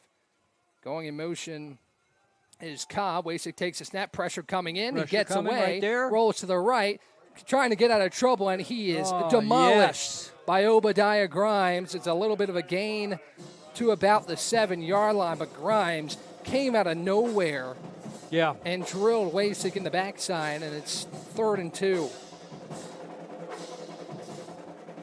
3rd down and 2 yards to go. Ball is on the 7-yard line as the clock moves under 4 minutes and 30 seconds to go. 20-0 Brevard, but a drive deep in tornado territory for Kentucky Christian. Likely 4-down territory, you'd have to think here for Kentucky Christian. Play clock under 10 seconds, under 5 now as Wasik takes a snap, rolls out left, can't get there as Wasik goes across the 5, back flips into the end zone. Yep. That was a front flip regardless. An athletic play from Wasik, and he scores.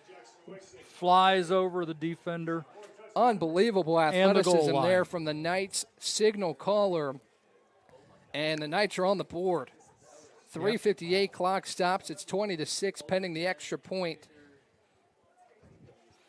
That was a spectacular play by their quarterback. Christian Altizer will take the extra point here as Kentucky Christian on the board for the first time in 2025. Snap's good, hold is down, kick is up. It's a wobbly one, but it's good. Hey. 20-7 with 3:58 to go. A floppy line drive kick. There it was.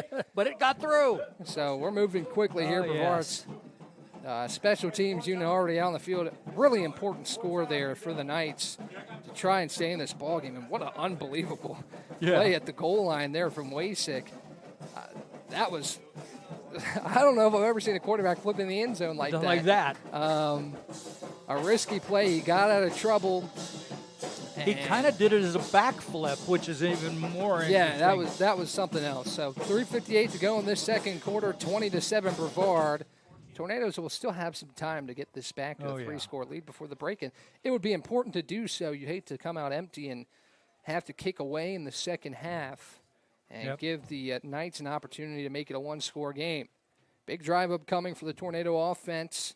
Still up 2 scores. It's not the end of the world if you don't get anything here, but you certainly like it to give you some momentum going into the break. UHAS back to kick off. Reggie Taylor and Jeremiah Lane back to receive. The kick goes to the 8-yard line. Taylor fields. He coughs it up, but he gets it back on a hop. Taylor across the 20 to the 25, gets out of trouble, and now taken down at about the 31. And it looks like Scott Williams was there on the stop. Most certainly. That was interesting. Brevard will take over at its own 30-yard line. 1st and 10 for the Tornadoes. Ethan Beamish back out after. It's been a near-perfect start for Brevard's quarterback, 10 of 12 for 100 yards and 3 touchdowns. Right. And he's gotten some help, certainly, from the supporting cast. Billingsley will be the running back in the backfield with Douglas out left and Spots wide right. Beamish under center, takes the snap, hands Billingsley. Billingsley cuts it back across the 30. Another move at the 35, and he's taken down by Jalen Price at the 36. Good gain for Billingsley on 1st and 10, and it'll be 2nd and about 4. Nice move there to get that extra yardage. It looks like they had him contained. He came back inside, and we'll. Now Zion Fauntleroy McDaniel subs back in. See A.J. Hill out there for the first time. Talked to Bill Kine about him. So the teammates call him Unk. He spent some time in the college realm as he is out to the left along with Jack Spots. Wide side right is Douglas. Beamish in the gun. Takes a high snap. Gives it out to Hill. Hill makes a move at the 39. He's taken down short of the first down yardage It looks like Yeah. Javid Gale Jr. was there on the stop. Nice open field tackle on a guy that has some speed. And Hill, now it's 3rd and 1 at the 39. 3rd down and 1 to go for this Brevard offense, who really hasn't been stalled all day. You had the 4th down where it looked like they were going to kick the field goal, missed that field goal, but offsides made a 4th and goal from the 3, and Brevard obviously capitalized on that. Beamish in the gun. Fauntleroy McDaniel to his left hip. Hill and Douglas to the left. Now Fauntleroy McDaniel in motion to the right of Jack Spots on the wide side right. Beamish takes a shotgun snap. Pressure, and he is taken down. Yes. Richard Webster was there first. Chase Hall came in to finish him off. And a big loss to set up 4th and long. Big blitz. Untouched was Richard Webster. And Brevard will punt for the first time today as we go to the 2-minute timeout. 20-7 Brevard, as we'll take a quick 30-second break and get ready for the rest of this first half.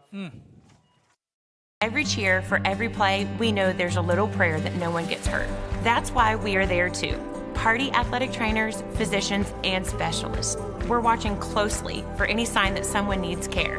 And if your child is hurt, they're seen right away by the region's top specialists. The Party Sports Medicine team is at every game, match, race, practice, and workout, providing medical attention and guidance. For us, winning is all about playing healthy and smart so you can perform at your best.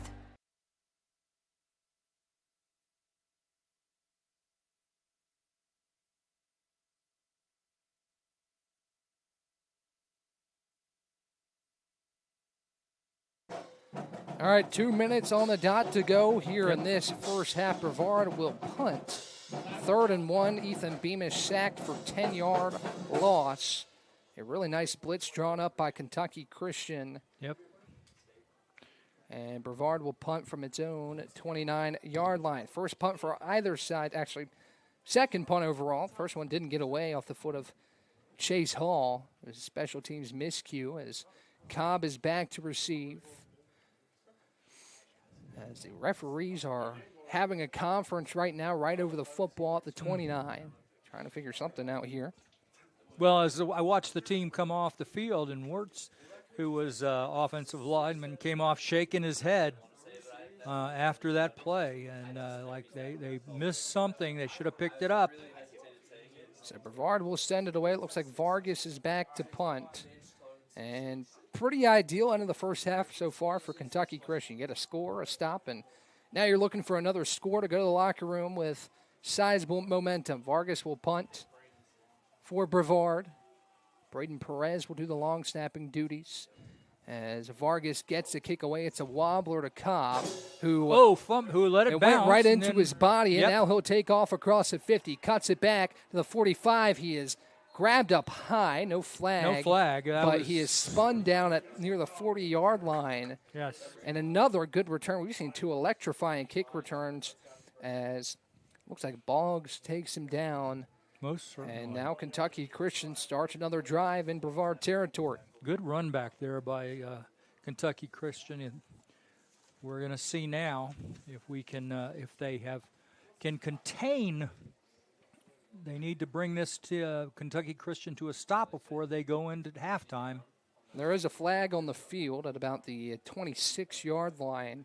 Okay. Didn't see it initially, but again, there's a lot of bodies on that Brevard sideline. It's hard to see through all of them. Oh, yeah. As it looks like the ball is moving further into Brevard territory. Not sure if that's going to be the call here, but if it's against the Tornadoes, the penalties are starting to rack up just a little bit on Brevard, and it's been some costly ones. As the referee's still trying to talk this one out. As Kentucky Christian comes back on the field, here's the call from the head referee. So holding. Not often you see holding on the kicking team. No. But that's the call. Maybe on the rush to try and block the punt. It was thrown right near where the punt was delivered. And now here's Kentucky Christian inside the 30. Yep. Starting a drive, looking to make this a one-score game. 1st and 10 at the 28 for Wasik and his offense with Gamble to his left hip. He's in the gun with Cobb out left as well as Briscoe and Martin to his right side. Klein comes in motion as Wasik drops the pass, fires right side, had Klein, but he overthrew him. Yes. And that's a costly mistake for Wasik, who had his guy wide open. And if you're on that Kentucky Christian sideline, your hand's got to be on your head right now. Yes. After missing that opportunity. 2nd and 10 on the misfire from Wasik. We talk about the misfire, but the receiver was open. Wide open down the right sideline as Wasik back in the gun. He's got Dale in the backfield to his left hip. Cobb and Briscoe to the left, wide side left, and Klein and Martin to his right. 1:43 to play. Clock is stopped. 20-7 Brevard as a play clock under 10 seconds. Wasik takes a snap, steps up in the pocket, but he is swallowed by Dorsey and Grimes. In the backfield, Wasik spun down at the 29. A loss of 1. It'll set up 3rd and 11. Good play by Grimes and Dorsey right there. They really just ran right through the offensive line. And now if you're Brevard, 3rd and 11, you're going to – so that's Kentucky Christian that burned a timeout. But Brevard's still sitting with 2 timeouts. If you get a stop here, get the ball back, you can still try and come out of the half with a score. We'll keep it right here as Brevard and Kentucky Christian in a battle right now. Brevard through the opening 3 punches. 3 scores on its first 3 drives. Kentucky Christian answered, and now back into Brevard territory late in this first half with 1 minute and 32 seconds to play. You saw early Wasik, not the starting quarterback on the 2 deep, but he's been the guy today. Yep. And he's been impressive for this Kentucky Christian offense. Had that super athletic play to get the Knights on the board, flipping in the end zone. Again, that was something. Haven't seen anything like that, I don't think. Well, with 1:32 left, both teams have 2 timeouts remaining. So it'll be Wasik in the gun with Dale to his left hip. He's got Martin split out wide side, right, Cobb, Klein, and Briscoe to the left. Klein comes in motion. Now we'll send him back to the left side. Wasik takes a snap, play action, steps up in the pocket. Comes up. No, I thought he had him. He turns away. He fires across the middle, and it's caught at the 16-yard line by Cobb. We've seen Wasik escape quite a few times this afternoon. Brevard is sending the heat, but Wasik has had good awareness of that pressure, and he fires it to the 11-yard line. It's 1st and 10. Clock's running. As Kentucky Christian goes no huddle as usual. Martin, Cobb, and Klein split out down to the right. 1 minute mark. Briscoe out wide side left. Dale on the right hip of Wasik as the clock under 1 minute to play. Play clock under 10. Wasik takes a snap, pressure again coming up the middle. Wasik escapes, fires towards the goal line. He's got Cobb again at the 2-yard line, and it'll be 1st and goal, Kentucky Christian. DJ Stevenson on the stop. Cobb, these last 2 plays, has just kind of found the sweet spot, and he sat there for his quarterback, Wasik. Now Kentucky Christian at the 2-yard line. 1st and goal. Now a timeout. Looks like Kentucky Christian will burn one with 43.6 to play in this first half. 20-7 Brevard. But Kentucky Christian is threatening. We'll take a quick break, and it'll be 1st and goal, Kentucky Christian, when we come back. Bow time. Breakfast, lunch, or dinner, the Carolina legend can make your tailgate a winner. We're talking crispy chicken, made from scratch buttermilk biscuits, and all the fixins to feed your crew faster than you can say touchdown. Let Bojangles do the cooking. Order your tailgate today. It's bow time.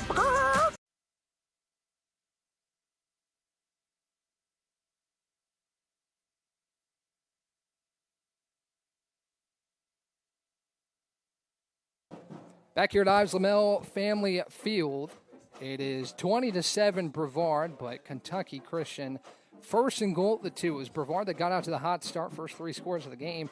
Looked like for a while the Tornadoes might run away with this one, but Kentucky Christian said not so fast. I think a highlight has been Cobb. Cobb has been awesome both in the kick return game and receiving. He's been a highlight for this Kentucky Christian team as Wasik uncharacteristically, actually it looked like he was lining up under center. He's back in the gun with Dale and Gamble on his left and right hip. Wasik takes a snap, hands off. Dale cuts it back at the 2 and across the goal line. Touchdown, Kentucky Christian. Yes, indeed. Good run from Dale with 39 seconds. Clock stops. And just like that, the Knights are back within a score. Yes. And as you stated, they're going to get the ball to open the second half. 20-13 with all ties are set to kick the extra point. Let's see what Brevard decides to do when the Tornadoes get the football. You got 39 seconds, 2 timeouts, but you try and get this back to a 2-score game. We'll see. Snap goes back. All Tigers kick is up, and it is through. 20-14 with 39.5 seconds to play in the first half. All right. Momentum has swung back the way of the Knights. Yes, indeed. Kickoff teams back on the field. We'll see what Jeremiah Lane or Alex Bolton can do here late in this half. Now they've got 40. Hey, add the extra point.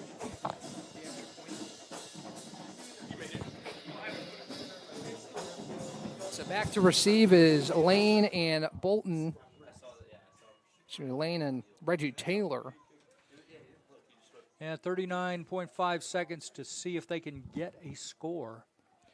And it wouldn't be surprising. They do have the speed. They've had the ability. So all ties are ready to kick it off for the Knights. See what kind of field position that Brevard can get on this kickoff. Tornadoes have had good field position pretty much all day long, as has Kentucky Christian. Not many long fields today for either side. As all ties sends a kick, good kick back to the 5-yard line. Taylor will just let it bounce into the end zone, and it'll be a touchback. You see all ties are pumped up. Right. As much as I said, the kick returners have hurt both sides today. All ties are good job to send it in the end zone. That was a and heck of a Brevard kick. backed up at its own 20-yard line. Yeah, that puts the ball at 25. And let's see what they can do.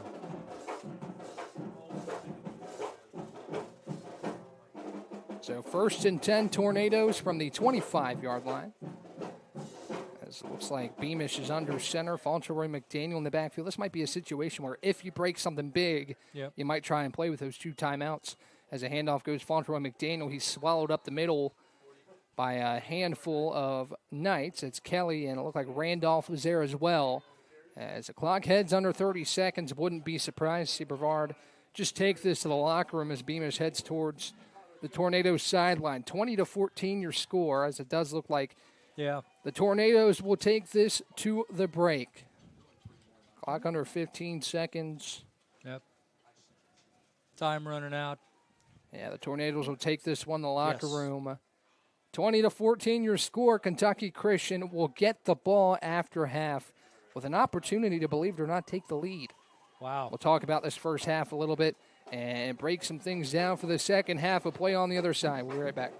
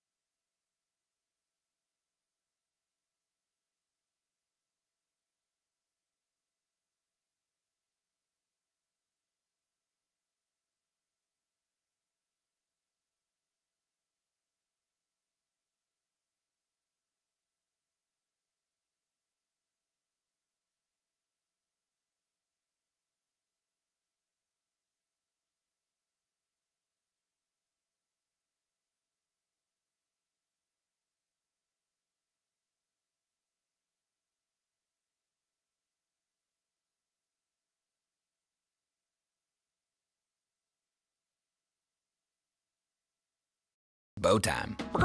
It's not just football season. It's tailgate season. And this season includes every kind of football. Crispy. Will you accept this leg? And everything that's not. Because it doesn't matter where you tailgate, with crispy hand-breaded chicken and scratch-made biscuits. It's her! You're not just tailgating. You're tailgating like a legend. It's bow time. Order your tailgate box in the Bojangles app today. It's bow time. Breakfast, lunch, or dinner, the Carolina legend can make your tailgate a winner. We're talking crispy chicken, made from scratch buttermilk biscuits, and all the fixins to feed your crew faster than you can say touchdown. Let Bojangles do the cooking. Order your tailgate today. It's bow time. With every cheer for every play, we know there's a little prayer that no one gets hurt. That's why we are there too. Party athletic trainers, physicians, and specialists. We're watching closely for any sign that someone needs care. And if your child is hurt, they are seen right away by the region's top specialists. The Party Sports Medicine team is at every game, match, race, practice, and workout, providing medical attention and guidance. For us, winning is all about playing healthy and smart so you can perform at your best. I've taken jumps in my academic career, and I've taken jumps in just socializing and getting out and getting to do things I've never done before. The thing that brought me to Brevard is the experiential learning. I've always been a hands-on guy. I love it here at Brevard. Over Christmas break, I was itching to come back because I love the area so much. Experiential learning here is beyond all of my expectations. Brevard College, a top choice for students around the world.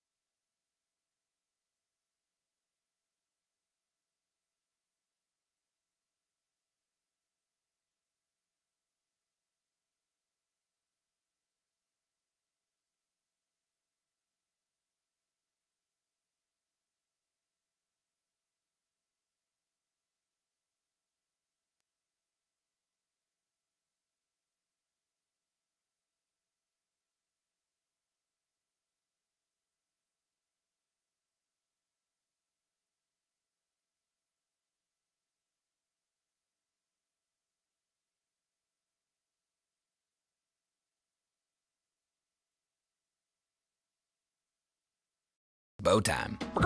It's not just football season. It's tailgate season. And this season includes every kind of football. Crispy.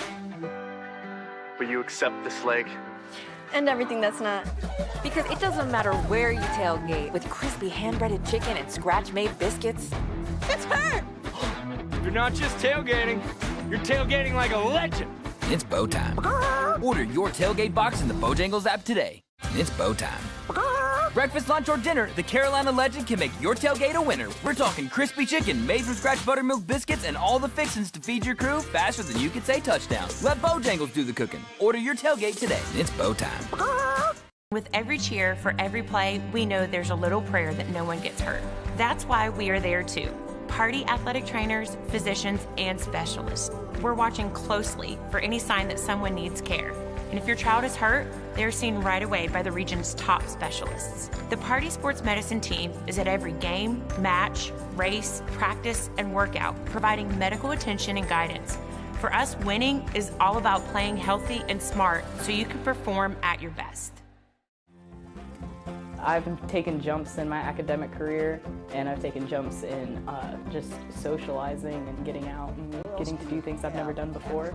The thing that brought me to Brevard is the experiential learning. I've always been a hands-on guy. I love it here at Brevard. Over Christmas break, I was itching to come back because I love the area so much. Experiential learning here is beyond all of my expectations. Brevard College, a top choice for students around the world.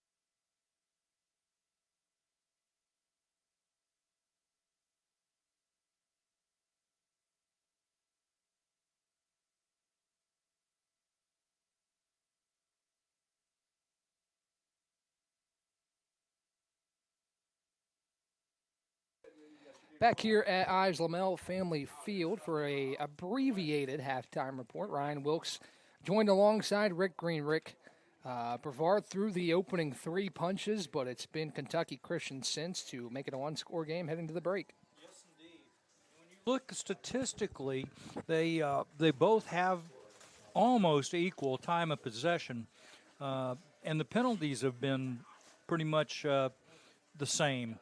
So I think that, I expected the way they came out, you hit on it. I expected Brevard to just walk all over them, but they've all of a sudden shown up here in the second period.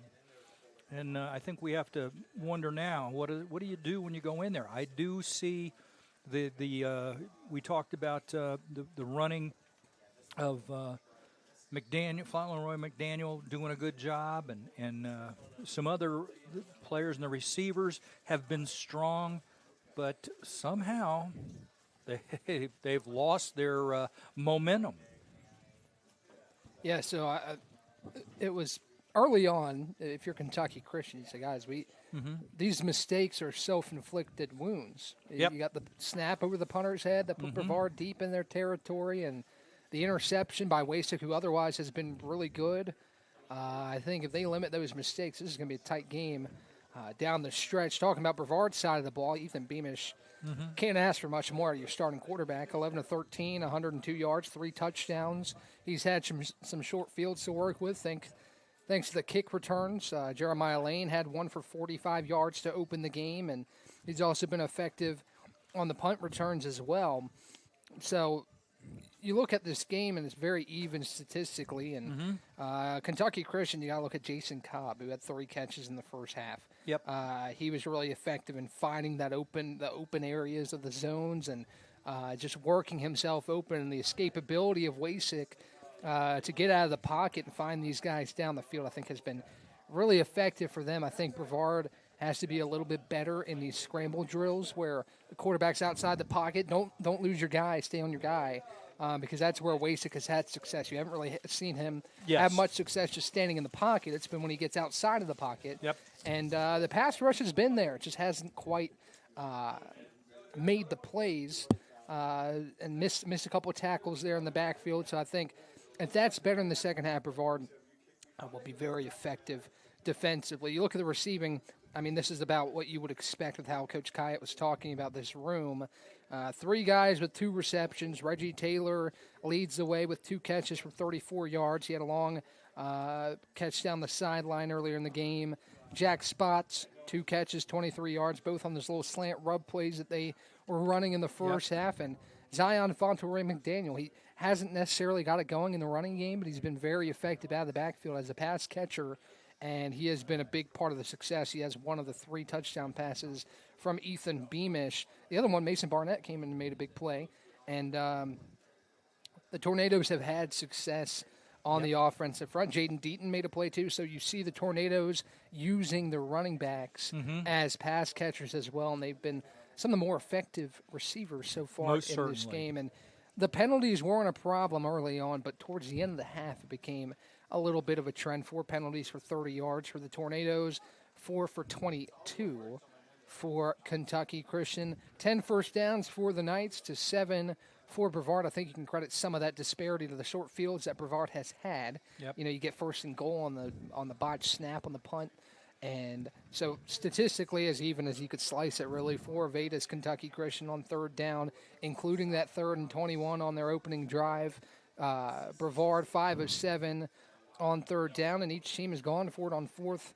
Kentucky Christian is 1 of 3, and Brevard, 1 of 1. Both teams perfect in the red zone. Kentucky Christian, 2 of 2. Brevard is 3 of 3. So execution-wise, I think it's a little bit cleaner than you would have thought to see on both sides in the opening contest, and we'll see who can come out on top in the second half. It's a 1-score game. Kentucky Christian will receive, and we'll take a longer break here as we trickle down closer to the opening kickoff of the second half. We'll be right back.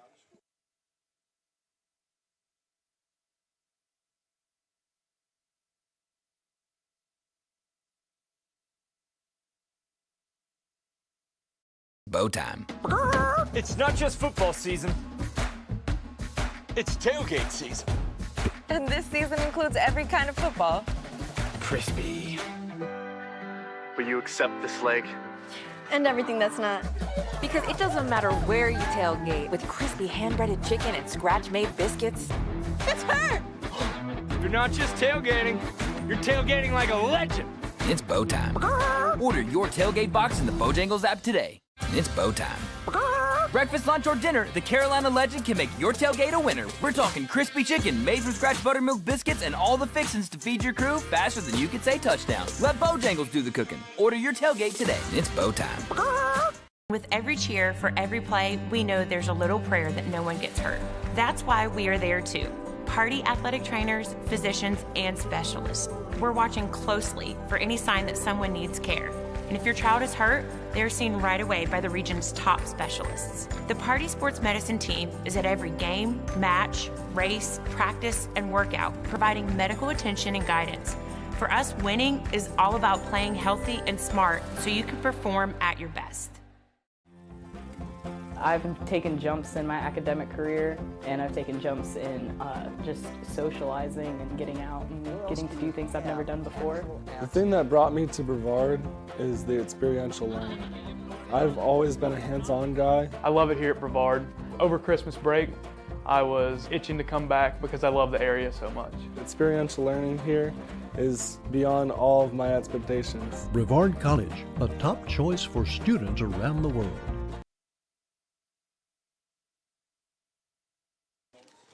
All right, second half of play set to get underway here on the campus of Brevard College in Brevard, North Carolina at Ives Lamel Family Field. Ryan Wilkes alongside Rick Green as the Tornadoes have the lead, but 14 unanswered points from Kentucky Christian.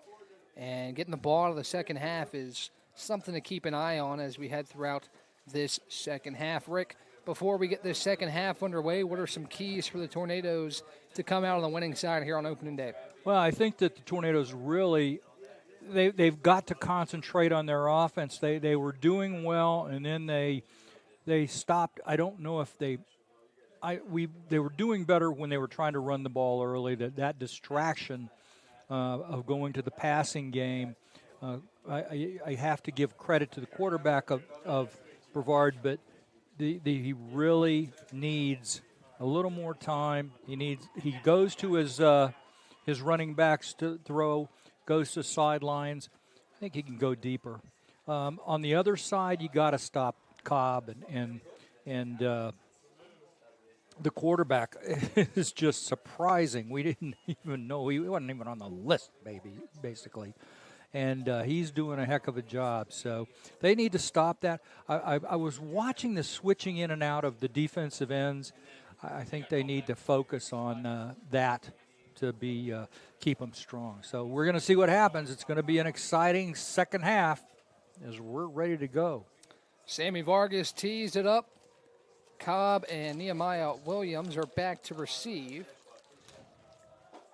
for Kentucky Christian. Second half set to go underway. Actually back there as well as Skylar Hersey, it looks like, and Jamarian Dale. So a different kickoff return unit to start this second half as Vargas tees it up. 15 minutes on the clock for this third quarter. 20-14 Brevard. Kentucky Christian will open the half with the football. Kick goes back. It's going to be Skylar Hersey to the field. He takes it across the 15, across the 20, and he's taken down, cresting over the 30-yard line.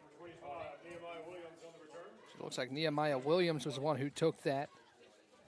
It'll be 1st and 10, Kentucky Christian at the 31. As Zion Fauntleroy McDaniel makes a stop on special teams.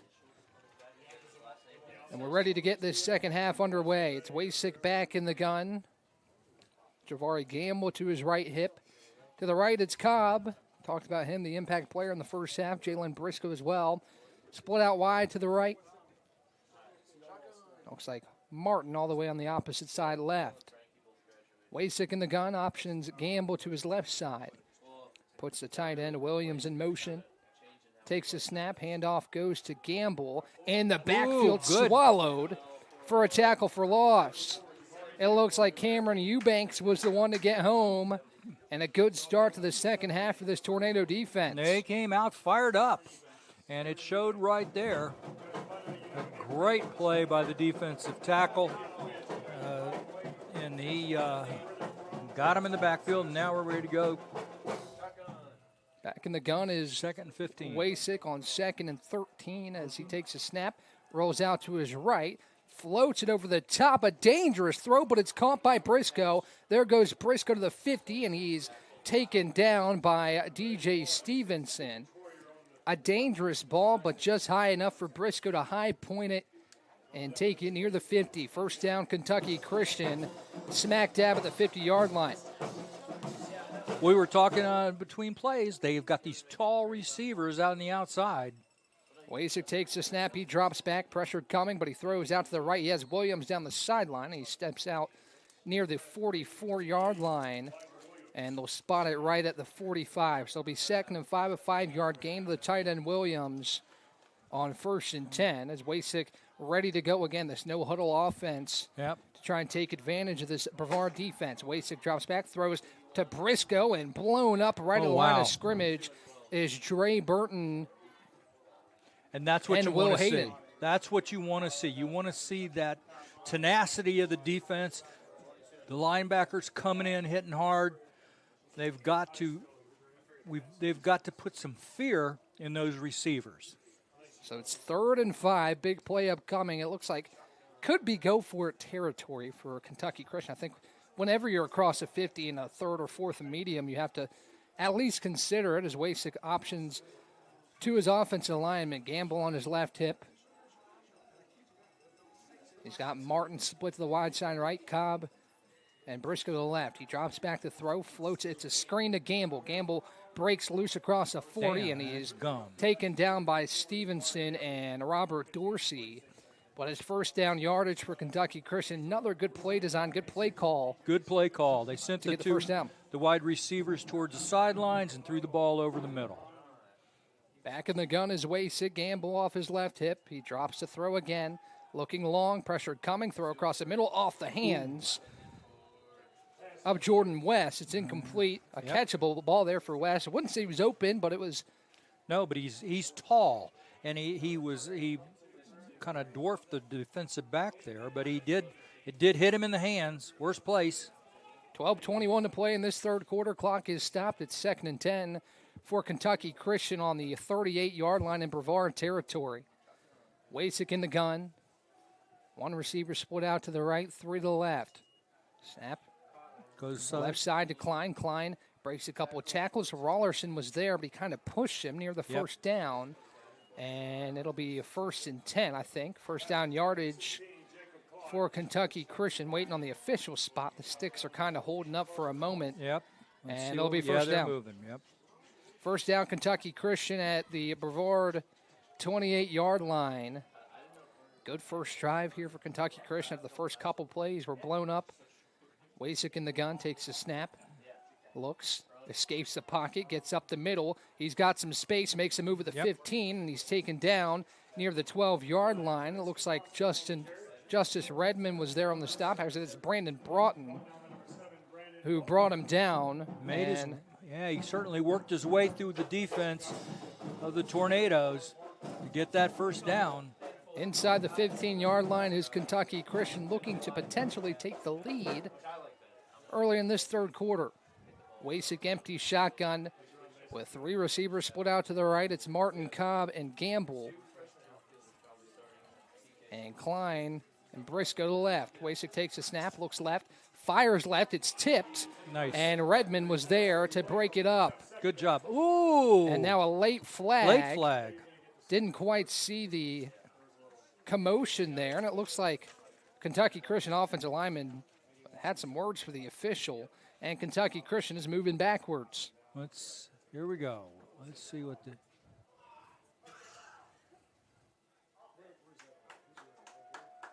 costly penalty for the Knights moves them back. Those can be drive killers. They can. And a costly penalty moves the Knights back. See where they spot it.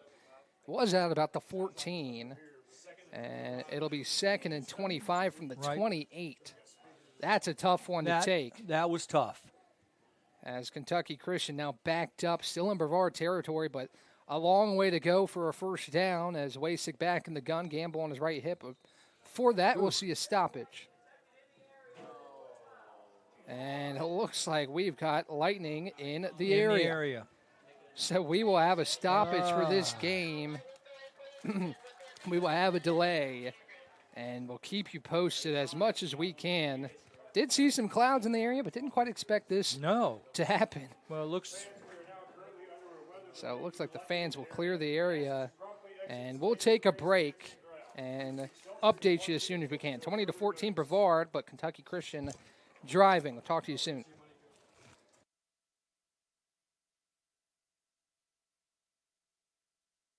bow time. It's not just football season. It's tailgate season. And this season includes every kind of football. Crispy. Will you accept this leg? And everything that's not. Because it doesn't matter where you tailgate, with crispy hand-breaded chicken and scratch-made biscuits. It's her! You're not just tailgating, you're tailgating like a legend. It's bow time. Order your tailgate box in the Bojangles app today. It's bow time. Breakfast, lunch, or dinner, the Carolina legend can make your tailgate a winner. We're talking crispy chicken, made from scratch buttermilk biscuits, and all the fixins to feed your crew faster than you can say touchdown. Let Bojangles do the cooking. Order your tailgate today. It's bow time. With every cheer for every play, we know there's a little prayer that no one gets hurt. That's why we are there too.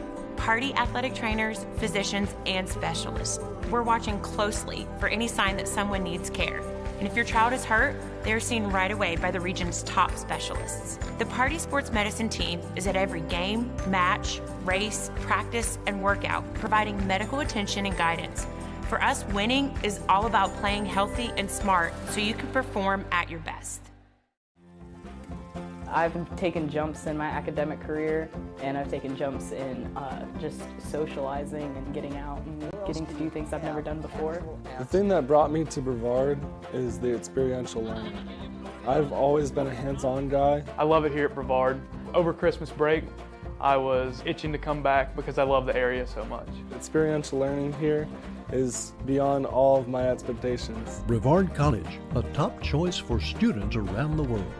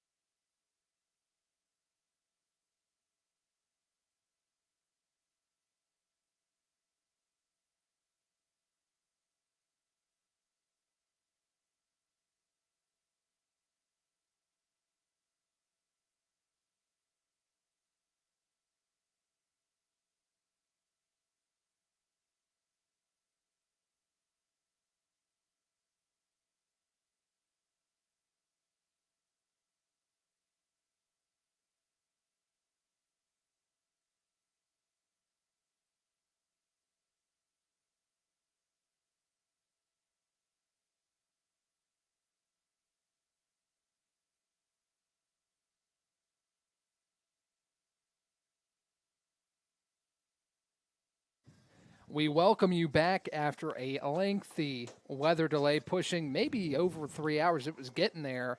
But it seems for now we're ready to play some football and finish this one out. 11:03 left in the third quarter. In this matchup between Brevard and Kentucky Christian, it looked like for a while it was doubtful that we were going to pick this thing back up today at least. But, Rick, we're back ready to go. Let's hope so. And it's going to be interesting to see what this delay has done to the preparation for the teams. I'm sitting here looking at Brevard warming up down here, and the folks from Kentucky Christian coming out on the field to get loose as well. I don't know how much time they're going to give them for that. We're waiting to hear. But we hope to get things going again. And to those of you who have stuck it out with us, thank you. Yeah, we do appreciate you all sticking around and taking some of your Saturday, holding your breath for a little bit to see if we're going to pick this thing back up. But if you're just joining us or want a reminder of where we're at in this game, Brevard led 20-0 early in the ball game, took 3 scores to take a 3-score lead. A missed extra point is why it's 20, not 21. But Kentucky Christian has been the aggressor since that point. It looked like Brevard was going to pull away with this game, and that didn't last. Kentucky Christian 2 touchdowns, one right before the half to get within a score, and going right back down the field. Did have a costly 15-yard personal foul that puts them back 2nd and 25, but deep in Brevard territory at the 28-yard line. We'll remind you some stats for Brevard. It's been spread out production-wise. Ethan Beamish has been just about as good as you could ask your quarterback to be. 11 of 13 for 102 yards and 3 touchdowns. And, Rick, we've talked a lot about this wide receiver room, and the targets and receptions have been spread out. You got 3 guys with 2 catches. Reggie Taylor, 2 for 34. Jack Spots, 2 for 23. Zion Fauntleroy McDaniel, 2 catches for 16 yards and a touchdown. And the rest of the receptions, Jordan Barnett has a touchdown catch. It was a 6-yard grab. And Jaden Deaton down near the goal line, a nice catch on a route out to the flat. So, Rick, what do you like so far about this receiving room, and especially the running backs out of the backfield? Well, that's what we had in our conversations with the coach. We talked about the packages and putting things out there. He has a good core group of receivers, and his running backs have good hands and appear to do well when the ball's thrown their way. So we're going to keep an eye on that. I'm curious to see if they keep that their offensive game plan, which seemed to be going out to the backs, going left or right out of the backfield. But let's see what happens. He may be going over the middle more. Might be. I'm curious to see. Coaches had a chance to sit here and think and talk, and they've done, and they've talked to the team. What do they come out with? Do they come out with something different? Is what I'm thinking. I don't see Brevard doing that a lot, but you never know. I mean, that might be with this amount of time left, that might be the thing that would motivate them. So tackling defensively has been pretty spread out as well. We call Dre Stevenson's name a lot. He has 4 solo tackles and 2 assisted for a total of 6. Robert Dorsey has been involved, but he's been taken out of the game to a certain extent. We talked to Bill Kyatt about that and how good of a player Robert Dorsey is. Kentucky Christian's game plan has been there, but you've seen some other guys step up. Yes, we have. And then you've seen Dorsey go out and his backup come in, and the backup who has been very good in watching him play, and I'm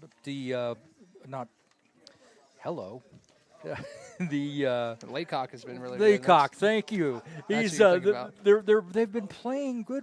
I mean, as much as we expected, he has done a good job coming in off the bench and playing, and so hopefully that's going to throw some more game planning to their advantage.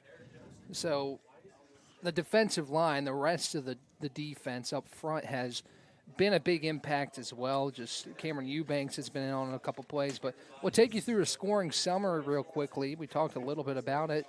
Brevard struck first with 10:45 to go in the first quarter. It was Ethan Beamish to Jordan Barnett, one of those guys, not a starter, even not the backup, but a guy that is going to contribute in this wide receiver room. Really nice grab in the back of the end zone. Then with 3:55 left in the first, Beamish found Zion Fauntleroy McDaniel near the goal line, and he was able to score to make it 13-0. And then another running back getting involved with 7:10 in the second. It was Jaden Deaton for 3 yards out of the backfield. Ethan Beamish found him for a touchdown. But this is where Jackson Wasik started getting comfortable, and the 7-yard run he had where he flipped into the end zone. Very athletic play to get Kentucky Christian on the board with under 4 minutes to go in the second quarter. And then quickly after that, Jamarian Dale found the end zone, a 2-yard touchdown run, and that's where we are right now. It's a different game than it looked like it was trending to be, and I'm sure if you're Coach Kyatt and the Brevard staff, you'd like to find some of that momentum, and that starts with the stop here deep in your own territory. Well, and it is going to be interesting. Now, the quarterback situation appears for Kentucky Christian doesn't appear to be changing. We didn't know what to expect coming in, but we have seen some impressive play from their quarterback, and he's done a good job. The receiver Cobb has done a fine job in receiving and running. Yeah, you look at Jackson Wasik's numbers. They have not been shy throwing the football. He's already thrown 24 passes, and we're early in this second half. He's 16 of 24. Does have the one interception, but outside of that, he's been pretty stellar. He's been sacked 3 times. Brevard's done a good job rushing the passer, but again, not necessarily who you've expected to get home. We've seen Christian Brown make a couple plays, and some of these other guys, it's been a bit by committee, although you'd expect at some point Robert Dorsey, especially with his long break, is going to get loose one time and make a big play. Well, and I'm looking over here watching Kentucky Christian warm up, and the quarterback look to find Cobb right there in the practice, and so we'll see if that continues. It would just be an indication they're not going to change what's been working for them if we're going to go by that as some sort of indication. In terms of receptions, you got 3 guys for the Knights with over 30 yards receiving and 2 others that are right near that mark. It's been spread out on their side as well, with Cobb 3 receptions for 36 yards. Gamble has had a couple catches for 31 yards. Same for Martin with a pair of catches. Klein's been involved as well with 3 catches. And Briscoe, in terms of receptions, is the leader with 4.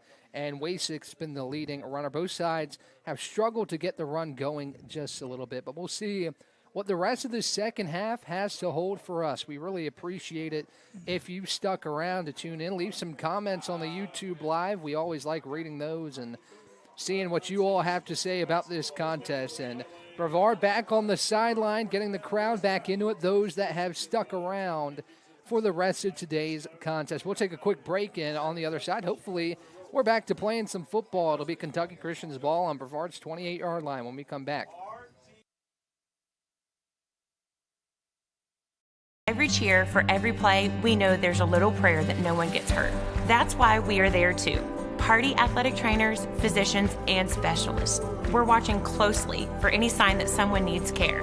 And if your child is hurt, they're seen right away by the region's top specialists. The Party Sports Medicine team is at every game, match, race, practice, and workout, providing medical attention and guidance.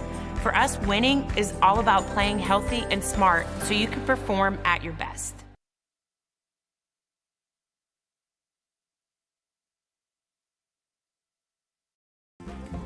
I've taken jumps in my academic career.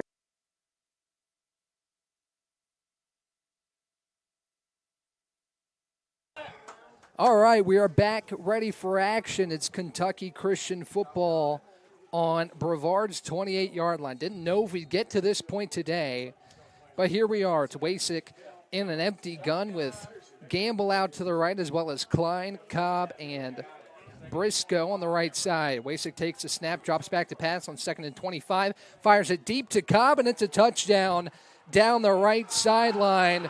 First play of the second half, or the delayed second half, is a touchdown for Kentucky Christian, and pending the extra point, the Knights could get out in front. Well, that was no surprise. They had been looking at Cobb. They had great success with him up to this point. So we got us a game. Pending the extra point, it's at the very least 20 unanswered points, and it looks like Kentucky Christian is rushing out the special teams unit. Altizer will take the extra point to give Kentucky Christian the lead. As the snap is back, hold is down, kick is up, and it is no good. No good. No good. We stay tied, 20 apiece. Indeed. We have a tie ball game. 10:57. Brian, this is going to be fun. It will be fun. 20 all with 10:57 to go in the third quarter. Now both sides have missed an extra point.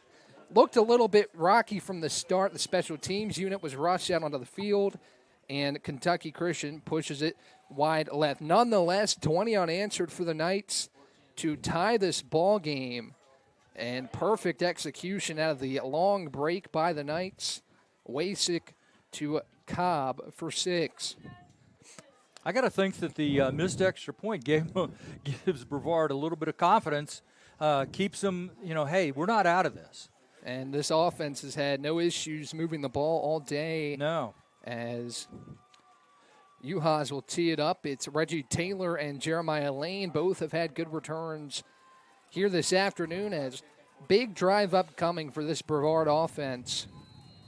As UHAS puts his hand in the sky and will send it up. Short kick. It'll go to the 15-yard line for Lane. Lane fields. He's rushing off to the right, cuts it back left. Up the middle, he's got some room, but he is taken down. Looks like the 28. At about the 28-yard line. It was Donovan Fuqua who was in there, along with Omar Johnson. Those two combined to stop the momentum of Lane, who had some room, had some momentum. And Ethan Beamish will head out in the huddle with 10:51 to go in the third quarter. 20 apiece between Brevard and Kentucky Christian. And Brevard looking to retake the lead here on this drive. All right, we have Beamish is under center. Yep. Fauntleroy McDaniel in the backfield. Reggie Taylor wide side left in a tight formation. Play action for Beamish. Rusher gets home, but he steps up in the pocket, gets away from another. He'll take off across the 30 to the left sideline near the 35, and he's shoved out of bounds. Good run by Beamish. By Jacob Kane and Richard Webster. And it's going to be second and short for the Tornadoes. Yes, he had avoided the sack, got out of bounds. Good play by Beamish. You can just see the veteran pocket awareness. He felt it on his backside and stepped up in the pocket as Kentucky Christian is amped up here in this third quarter. Beamish under center. Fauntleroy McDaniel behind him. Takes the snap, handoff up the middle. Fauntleroy McDaniel bounces it outside, but he's stopped. Good stop short by of the number markers. 95. That was Day Yates who was in there first. Got some help from the rest of the Knights, and a third down and medium for Brevard just near the 35-yard line, about half of the way to the 36, and it's about third and a long 2. Yep, let's see what they pull out now out of their magical hat. Big third down here, a chance to try and get some of that momentum back on the side of the Tornadoes. But since that 20-0 run out of the gate, this defense has been productive. Beamish in the gun, Fauntleroy McDaniel on his right hip. Taylor and Douglas to the left side. Snap goes to Beamish. He drops back, steps up, fires it left side. There goes Reggie Taylor across the 50, and he's shoved out of bounds by Kane into Kentucky Christian territory. It's a first down for the Tornadoes. Good pass by Beamish. You look at him, that goes to the sideline pass, which has been successful for them so far. You see the breakaway speed from Taylor there, too. He got on his back, and he took him for another 10 to 15 yards. And Brevard on the Kentucky Christian 49 with 9 minutes and a moving clock here in this third quarter. Beamish under center. It's Fauntleroy McDaniel in the backfield. A.J. Hill and Jack Spots to the wide side left. Douglas on the right. Snap goes to Beamish. He hands off Fauntleroy McDaniel. He gets a couple yards near the 46. And he's taken down by Richard Webster. Yep. And also in on the tackle was Jatarius Randolph. And it's going to be 2nd and 7 for the Tornadoes at the 47-yard line. Looked like he got to the 46, no less. But it'll be 2nd and 7 for Brevard with 8:20 and a moving clock in the third quarter. Beamish in the gun. Fauntleroy McDaniel on his left hip. He got 3 receivers strip side left. with jack spots. And A.J. Hill in motion. Beamish takes the snap, pressure up the middle. He breaks away from the sack. Beamish keeping the play alive. He'll take off across the 45, and he's spun out of bounds by Tyler Kelly. Just a couple yards on that play, but it could have been disastrous for the Brevard offense if Beamish took that sack. And you just see the awareness and the ability in Beamish coming out of the game here on 3rd and 5. Well, and you saw him look down the field and try and get the receiver to go and break. But as you said, Beamish comes out. It's Braden Quinn into the game, and this will be his first career snaps for the Brevard football team. As it looks like Brevard might use a timeout here as a play clock under 5 seconds. That's what Bill Kyatt will do. Yeah. To try and get his veteran signal caller back out there, and that's going to be the case. Yeah, Beamish appears to be a little shaken up. Took a big hit over there on the Kentucky Christian sideline, and pretty massive 3rd down coming up for this Brevard offense. Desperately needing some momentum after Kentucky Christian has scored the last 20 points. We'll take a 15-second break and be back with a 3rd and 5 for the Tornadoes.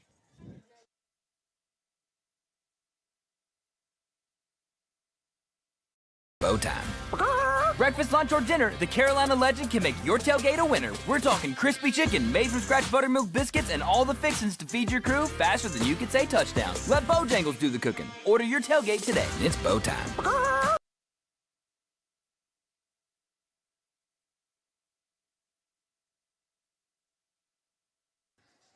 He's got to get 3rd and 5 for the Tornadoes as the offense back out on the field. Big down coming up for this offense who converted a 3rd down already on this drive, but across midfield at the 45, you have to think if they get 2-3 yards, they'd consider going for this. Beamish comes back in, goes into the shotgun. And you got Fauntleroy McDaniel on his left hip, A.J. Hill and Adam Douglas to the left on the other side. You've got Reggie Taylor. Beamish drops back, pressure coming in. He gets away. He spins out of a sack. Pressure still on his backside. He launches it out of bounds. And a big hit on the quarterback after he released. No flag as Jatarius Randolph got to him. And Beamish coming off the field. Brevard will punt. He took a hit on the end of that throw as Brevard will send it away. Kentucky Christian with a chance to take the lead on this next drive. They've got to do a better job containing that rush. Beamish has been under a lot of pressure on this set of downs. So we'll see if they, when they come back out, if they've come up with a way of deterring that. It'll be Sammy Vargas to punt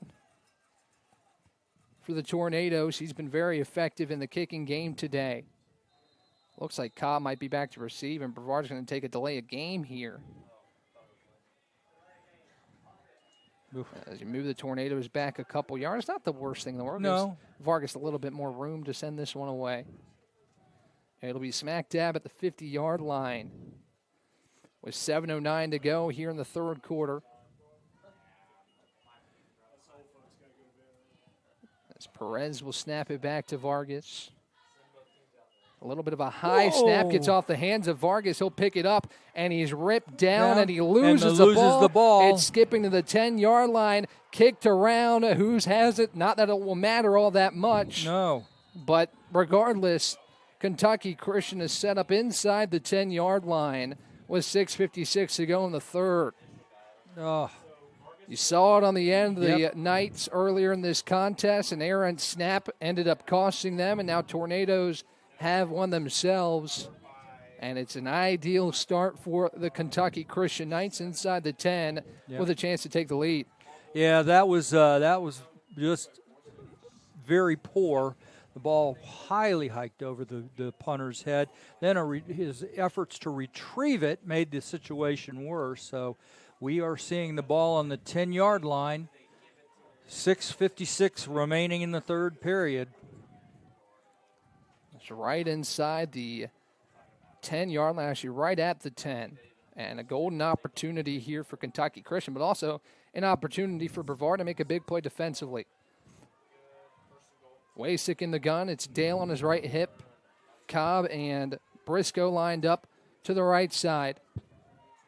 Klein over to the left. Dale motions back to the left hip of Wasik. He takes a snap in the gun, looks to the end zone. Pressure coming. Now a throw. It's caught in the corner of the end zone. Right corner, it's Briscoe. And Kentucky Christian has the lead. Yes. 2 touchdowns in under 3-4 minutes after returning from this delay. And Kentucky Christian has now scored 26 in a row, pending the extra point. 6:49 to go. The clock is stopped as Altizer lines up to take the point after.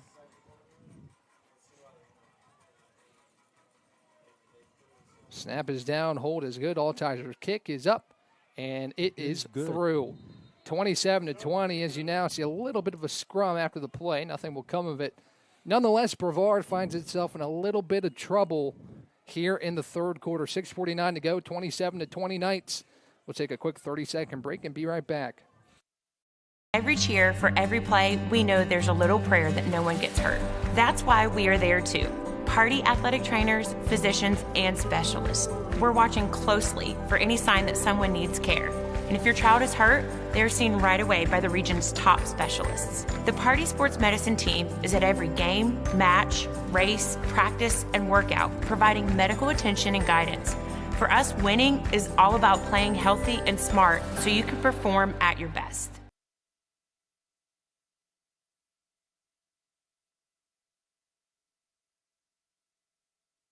Gotcha. Zach Uhas will kick off for Kentucky Christian, and it's 27-20 as the Knights take the lead in this third quarter.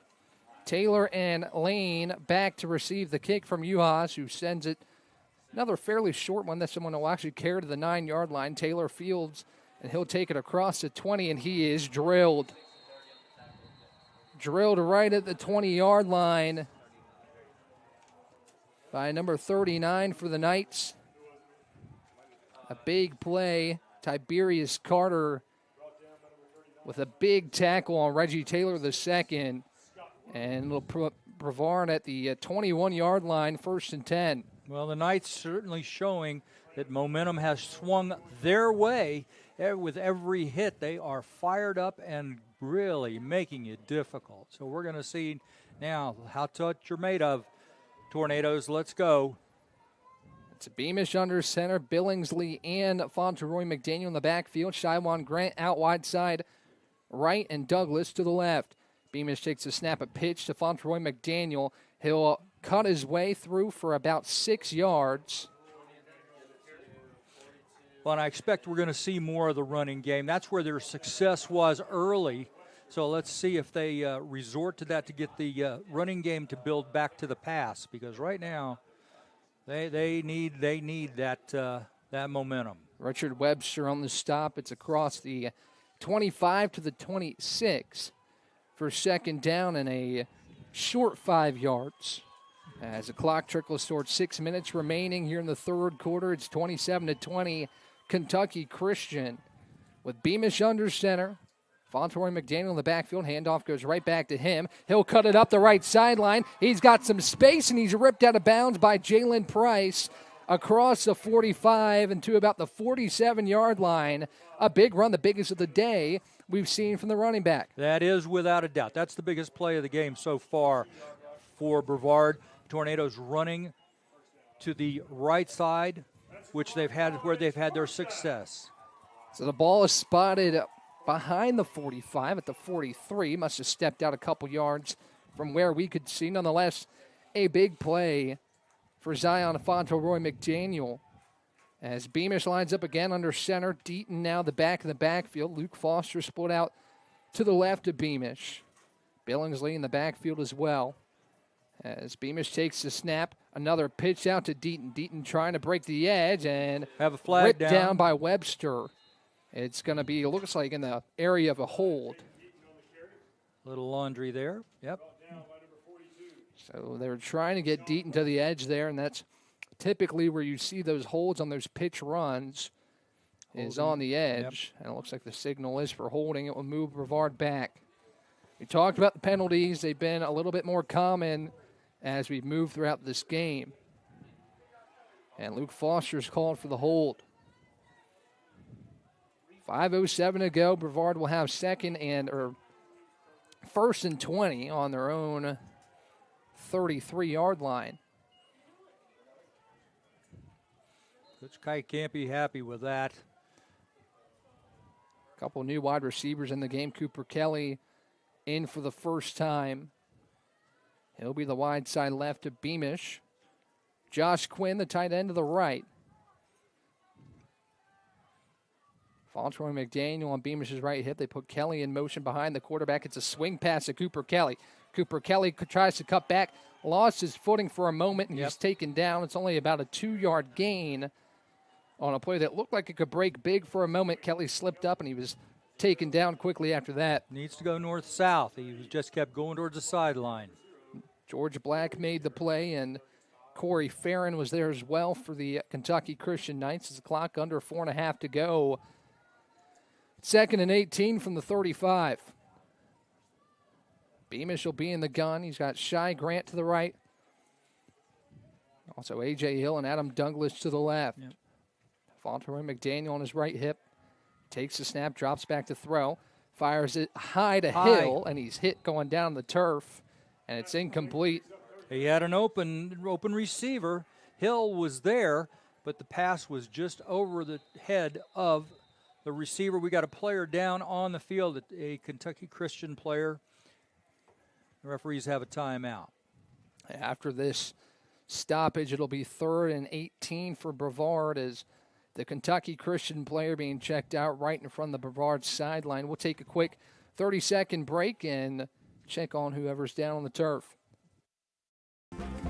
I've taken jumps in my academic career, and I've taken jumps in just socializing and getting out and getting to do things I've never done before.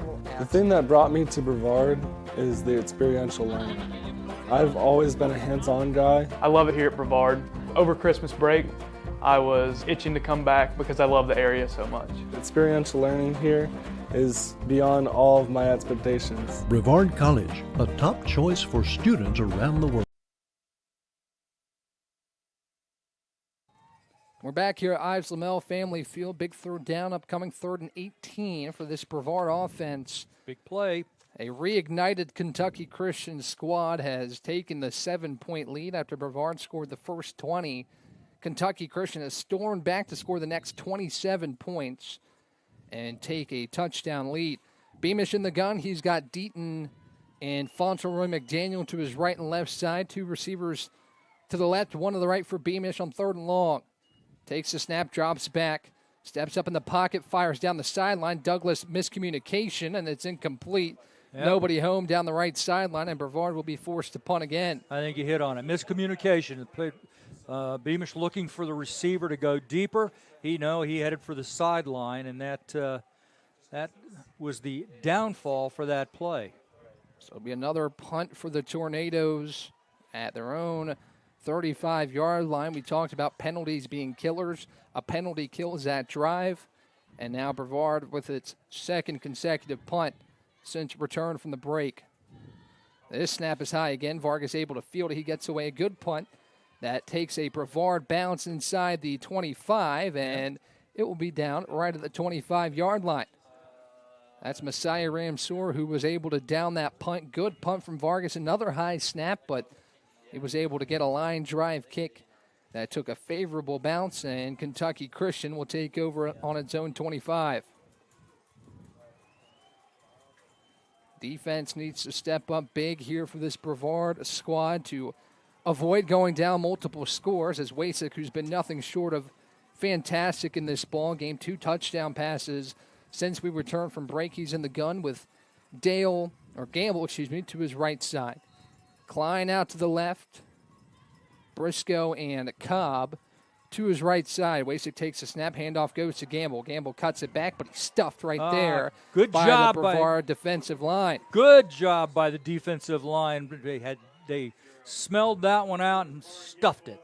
It was Quintrell Bowman, Robert Dorsey, and Obadiah Grimes all combining for the tackle as the clock trickles below 3 minutes and 30 seconds to go in this third quarter. Wasik back in the gun. Both running backs, Dale and Gamble in the backfield. Cobb out to the left, as well as Martin and Briscoe to his right. He options out. Dale out of the backfield, drops back to pass, steps up in the pocket, breaks a tackle, and he's across the 35-yard line and taken down by DJ Stevenson at the 40, and a big hit at the 40-yard line. Wasik not happy. That was a legal tackle. Yep. He probably didn't like how it felt, but a first down. A legal tackle nonetheless. Yes. Yeah, you don't have it was a fair tackle. He just didn't like it. That's all. A little bit up high, but there was no targeting there or anything along those all. lines. Nonetheless, the Knights have it at the 41, 1st and 10 after Wasik yet again shows off his mobility in the pocket. And both running backs in the backfield. Wasik's actually going to have to come off for a play because he lost his helmet. He lost his helmet, yep. So it's going to be Taden Carpenter to come out. And now Kentucky Christian's going to burn a timeout. Coach comes out on the field. He's rather upset for Kentucky Christian, having a talk with the referee. I understand you want to protect your quarterback, but there was nothing about that tackle that was mean-spirited or anything along those lines. It was a hit up high, but hey, helmets come off. There. No. This is a contact game. This is not for the faint of heart, and his helmet unfortunately came off on that one, but it wasn't. There was no intent to rip it off or anything like that. No doubt, no doubt. But it has brought the Kentucky Christian crew together on their sideline, and the Brevard defense the same over here.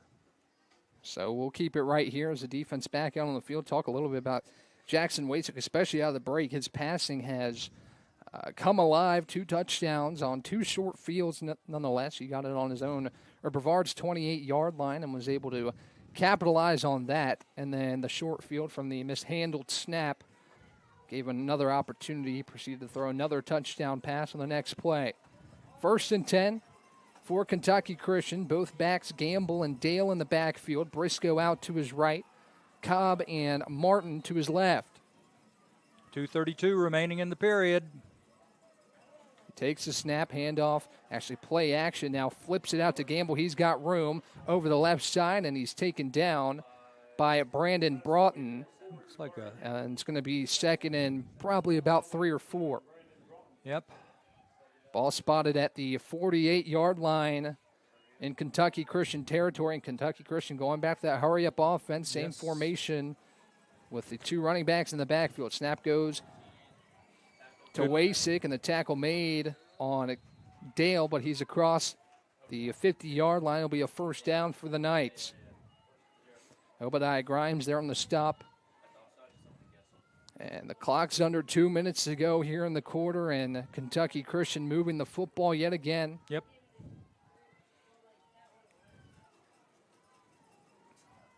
So Wasik drops back in the gun. Gamble off his right hip. 2 receivers to the right, another 2 to the left side. He takes the snap. Wasik drops back. Pressure coming. Trying to get out of it. He will once again. He is elusive. He makes one miss at midfield. Breaks it outside across the 40, across the 30, and he's ripped down near the 20-yard line. Yes, indeed. And it's 1st and 10. DJ Stevenson was there on the stop, but Wasik has just been incredible stepping up in the pocket and making plays where it looks like it's going to break down. Yep. And he capitalizes yet again. 1st and 10, Kentucky Christian on Brevard's 20-yard line. Very evasive on that. Gets down and had the defense. Had him. They had him, but he got away. Wasik back in the gun with Gamble to his left side. He's got Briscoe wide side right and Trips on the left. He takes the snap, handoff, goes to Gamble. He bounces it back outside, and he's taken down, but he gains a couple extra yards to the 12. Quintrell Bowman looking for a hole. I can't really blame him there. Guy had a handful of jersey, but no call. And this might take us to the end of the third quarter. Yeah. Looks like Kentucky Christian getting the offensive line back to the sideline, and it'll be first or second and 1 for Kentucky Christian on Brevard's 12-yard line as we head to the fourth quarter.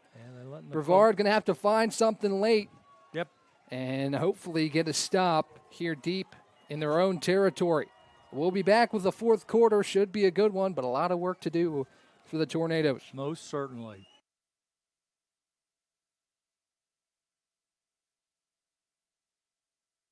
Bow time. It's not just football season. It's tailgate season. And this season includes every kind of football. Crispy. Will you accept this leg? And everything that's not. Because it doesn't matter where you tailgate, with crispy hand-breaded chicken and scratch-made biscuits. It's her! You're not just tailgating. You're tailgating like a legend. It's bow time. Order your tailgate box in the Bojangles app today. It's bow time.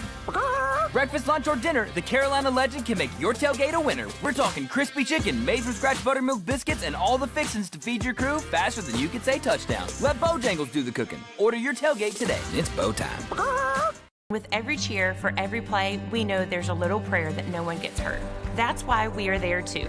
Party athletic trainers, physicians, and specialists.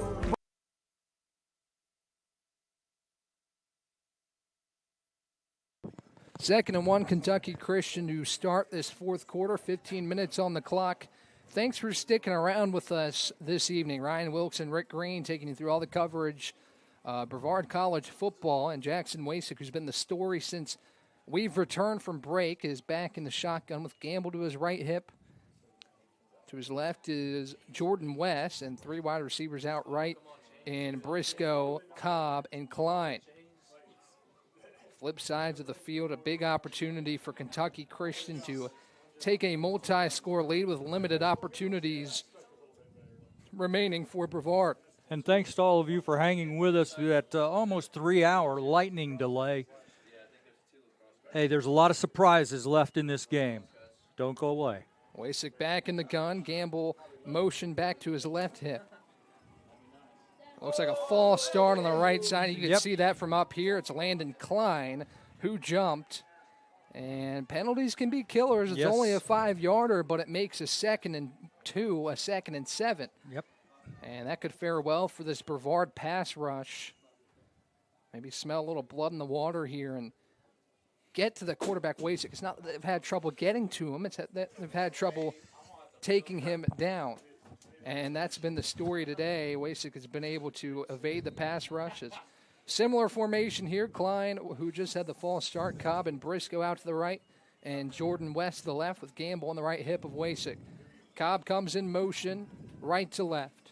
Wasik takes the snap, drops to pass. Steps up in the pocket, pass rushes. You got there. him. He almost had him. Yep. And he's still running. Still all running. the way He's to the got Kentucky time. Christian You got to get him. sideline.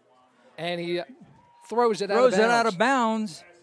I don't see a receiver.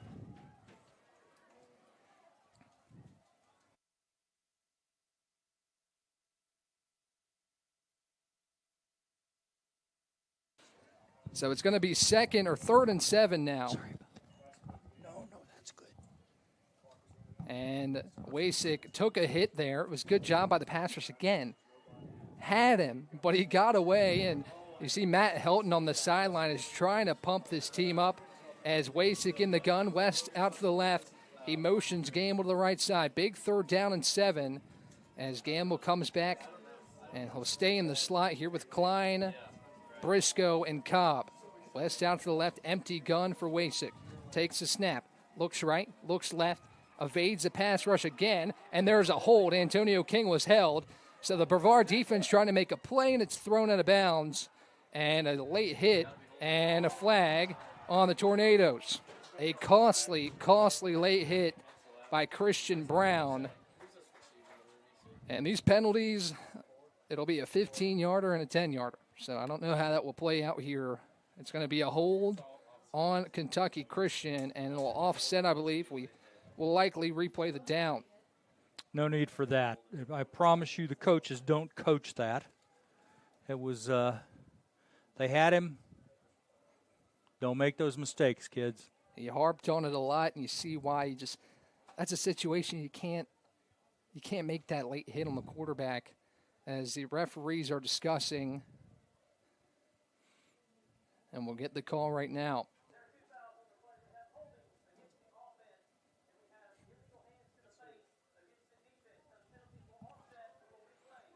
So 3rd and 7, we'll replay the down.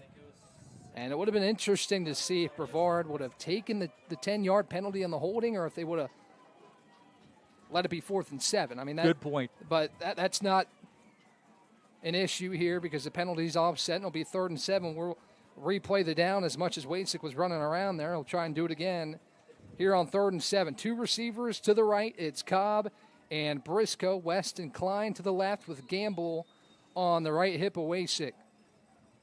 Big play here with 14:36 to go in the fourth. Brevard down a score, 27-20. Wasik takes a snap, drops back, pass rush is there once again. Brown is home. Wasik dances around. He fires to the left corner of the end zone, and it's caught for a touchdown. It's Jordan West who makes the grab, and Wasik works his magic again, and it's 33-20. Great job by the quarterback to buy his time to allow his receiver to get open. We've seen that way too often in this afternoon's game. So it's going to be an extra point here for all tides to make it a 2-score game, and just lost the receiver there on the back end. Eyes were on the quarterback, and Wasik was able to find Jordan West late. As the snap goes back, holds down, kick is up, and the kick is through. 34-20, Kentucky Christian has scored the last 34 points after Brevard took a 20-0 lead. 14-27 to go in the fourth quarter. Brevard's going to need something on this next drive. We'll be right back after we see what this penalty flag is about. Let's check in on this as referees discuss. The flag is sitting on the 4.5-yard line. Not sure what the call will be here, but this defense has really done a good job getting to the quarterback, but they haven't been able to bring him down, and that's been the story here, especially since we've come back from the long delay. 3 touchdown passes in a short period of time. Keep in mind, we came back with 11 minutes to go in the third, and we're only 33 seconds here in the fourth quarter, and Jackson Wasik has 3 touchdown passes in that time.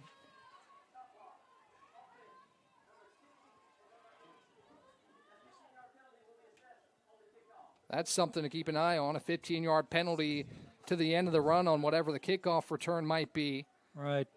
A chop block was what was the penalty for. So we'll be watching. Let's see what that does to the kick return team. You get a good return here, and then you get 15 yards. Actually, they might move it back 15 on the kickoff. That might be what they decide to do here, and I think it is. Mm-hmm. So it's not going to be to the end of the run. It'll be assess on where Kentucky Christian will tee it up at, and that will put the Knights kicking it off from their own 20-yard line. Still gives you an opportunity for a good return. You have to think the ball is going to land maybe at 25, and you got the 2 speedsters back there in lane and Taylor. See what they can do. Limited time left. You only got 14:27 to go here in this fourth quarter, and Brevard, I think, would need something on this drive to feel comfortable about getting back in this game. Yes, as you said, it's 14-20. There is time left, but you've got to capitalize. You need a score right here. It'll be Altizer to tee it up for Kentucky Christian as he sends it away with his right foot. Good kick back to the 21. It'll be Lane to field it. He takes it across the 30, gets a couple blocks. He's across the 40 and spun down. Did he stay up to near the 50? If he didn't, he'll be at about the 45. Pretty sure that's where they're going to put it. As a little bit of juice on that Jeremiah Lane kick return. Looks like they're going to put him into 49. That's a good spot. And that's there. A good spot for us. Definitely. Lane kind of spun out of that. If he could have kept his feet, he might still be running. But he lost his balance, and still a great return. You got to capitalize here if you're this offense. Beamish is in the gun with Fauntleroy McDaniel to his right. Spots and A.J. Hill to the right with Douglas split to the left. Handoff goes to Fauntleroy McDaniel. He tries to break it outside, but he is ripped down by Blake White right at the 50. And it's maybe at the 49. into Kentucky Christian territory, and that's where it will be spotted for 2nd and 8. You've seen a couple times Kentucky Christian has done a good job in one-on-one tackling. It was between Blake White and Fauntleroy McDaniel there, and he won the battle.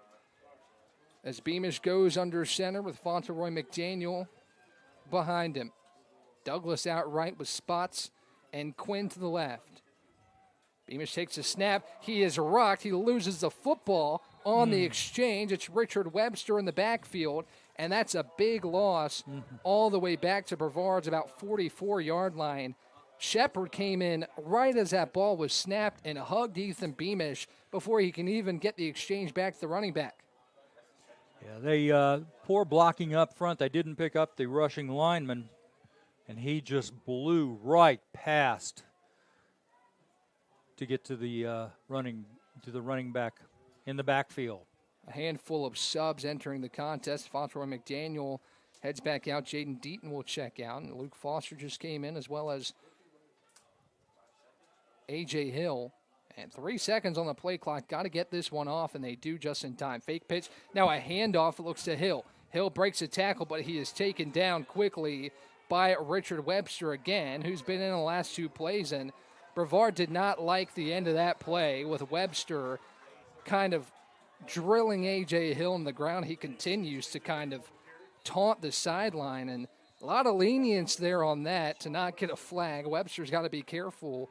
That would have been a costly penalty, and in my opinion, it should have been. Yes, it should have. But it's going to be 4th and 10. Nonetheless, it'll be another punt for Brevard after getting the ball on the 49-yard line, barely move. And an injury in front of Kentucky Christian sideline. That is Madudzi Mansu, who is down. And he's back on his feet. Good to see. But another missed opportunity by Brevard. You really see the enthusiasm coming from Kentucky Christian, and Brevard's just kind of not replicated that here since we've came back from break. Vargas will punt again with 12:32 to go in this 4th quarter, and nobody's on the field special teams-wise, and it looks like they were whistling for substitution to get Kentucky Christian on the field. Brevard wanted to send it away, and Kentucky Christian burns a timeout. We'll take a 30-second break with them, and we'll see what this defense has to try and keep Brevard in this contest with 12:32 to go, 34-20. I've taken jumps in my academic career, and I've taken jumps in just socializing and getting out and getting to do things I've never done before. The thing that brought me to Brevard is the experiential learning. I've always been a hands-on guy. I love it here at Brevard. Over Christmas break, I was itching to come back because I love the area so much. Experiential learning here is beyond all of my expectations. Brevard College, a top choice for students around the world.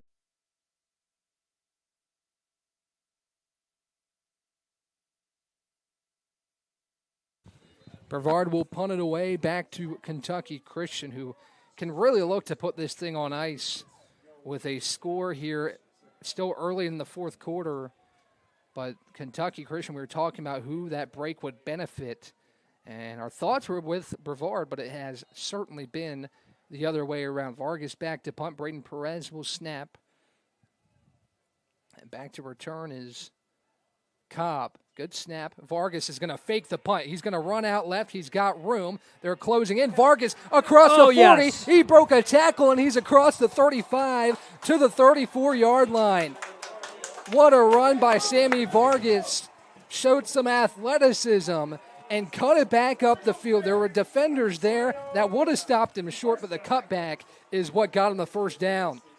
Good call by the coach. They weren't expecting that, and they've had miscues on the punts.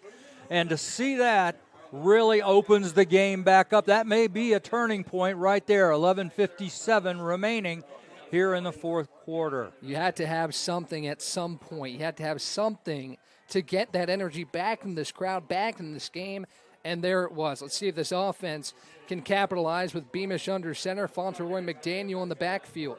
Snap goes to Beamish. He'll roll out right. Looking right. He's hit as he throws, and the throw is short of Douglas, and Beamish is down on the turf.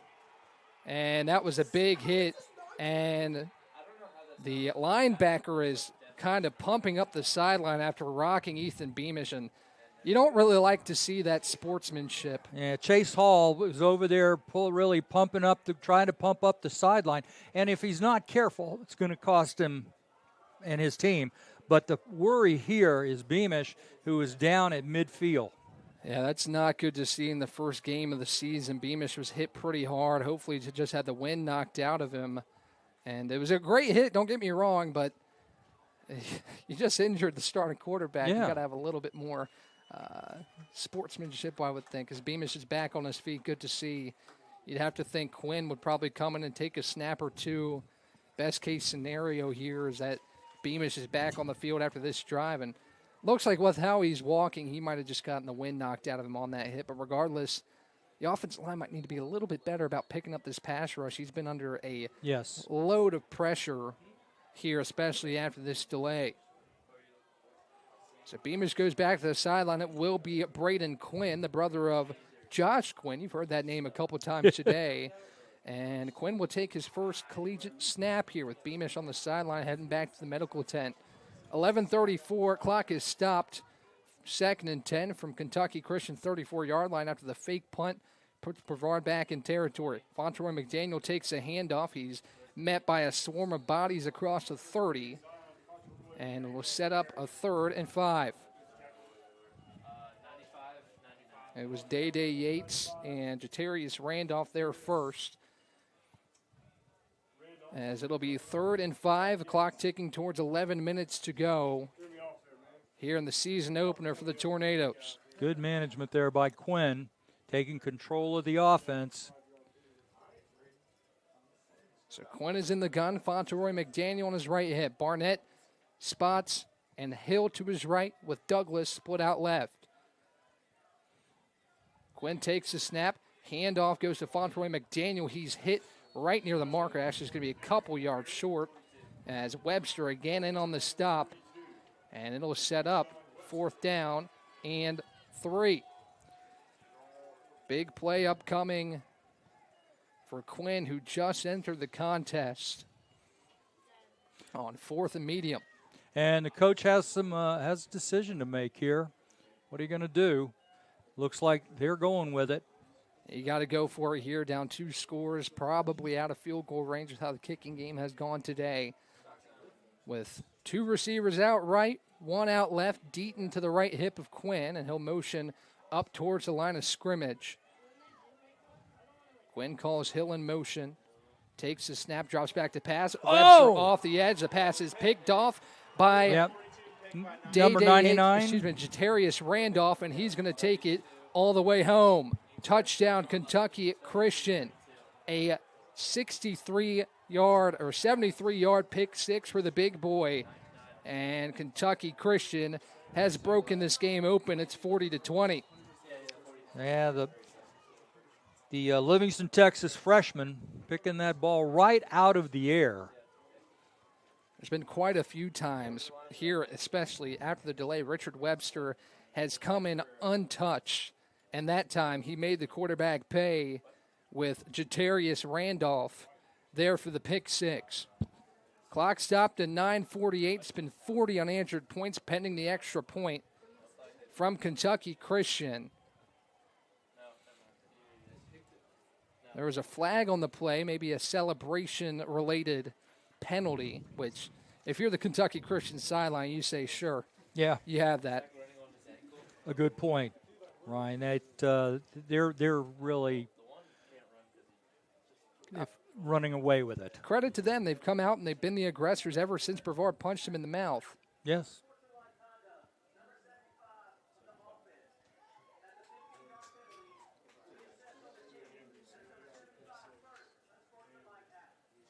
That's back-to-back drives where Kentucky Christian has had unsportsmanlike conduct. Or actually, it was chop block last time. Nonetheless, it set the kickoff back as Altizer lines up the extra point. He sends it up, and he sends it through. 41-20 Kentucky Christian. This game has turned on its head. Brevard seemed to have the spark on the Sammy Vargas fake punt, but that was quickly wiped away with Ethan Beamish going out of the game on a big hit. Braden Quinn came in and The tipped pass at the line of scrimmage, picked off by Jatarius Randolph. He took it all the way to the crib, a 73-yard pick six. And it's going to be tough at this point for the Tornadoes to come back in this ball game. Yeah, this is if you're going to have anything, you've got just under 10 minutes to score 3 touchdowns. That's going to be tough. That's a big hill to climb. I'm looking to see if I see Beamish on the sideline, give you an update on how he's doing. Looks like it'll be Quinn to come out on this drive with 9:48 to go. UHAS will send it away for the Kentucky Christian Knights, who have really made a statement after that 20-0 surge for Brevard out of the gates. Yep. UHAS sends it away, a very short kick, only goes to about the 40-yard line. It's going to be the up man, A.J. Hill, who bounces outside, cuts it back inside, makes a move, and he's spun down at the 49-yard line. It was Tiberius Carter on the stop, and it will be Braden Quinn to come back out. Might be the last you see of Ethan Beamish today. Really hoping he's okay. He's such an impact player for this team, and got out to a really hot start. Kentucky Christian has had a lot of success getting home on the quarterback and creating that pressure, and that's been kind of the difference here late. The execution on Kentucky Christian's end and the execution of the defensive game plan. As Quinn is in the gun with Fauntleroy McDaniel on his left hip. One receiver out left, 2 out right. Quinn takes a snap, drops the throw, and the throw is off target to Douglas. And right there was Corey Farron, who it went right through his hands. Yeah, it did. He had it. If it had just looked a little bit for it, it was right through his hands, as you said. Clock stopped at 9:39. It is 2nd and 10 for Brevard on its own 49-yard line.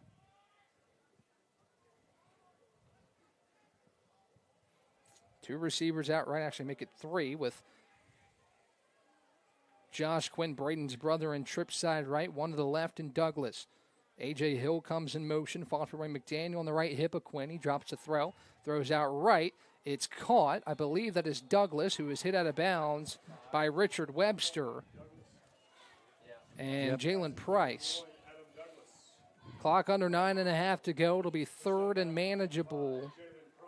Maybe about 5 or 6. It will be 5 from the 46-yard line of Kentucky Christian.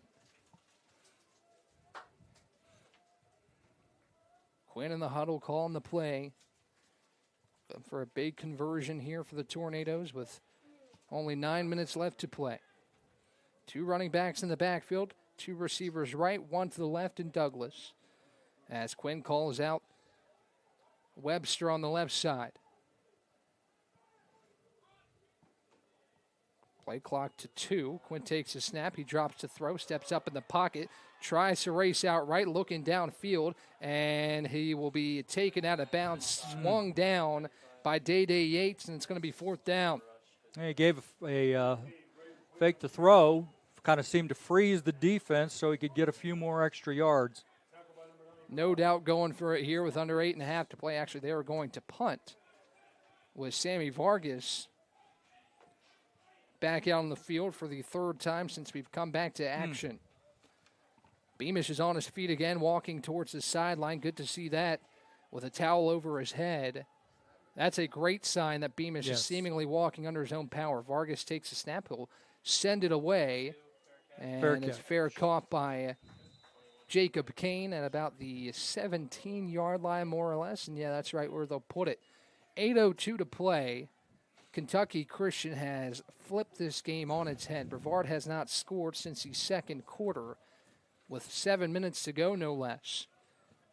Kentucky Christian got it within 6 points at the break with 2 touchdowns with under 6 minutes to go in the 2nd quarter. And ever since then, it's been all Knights. Yep.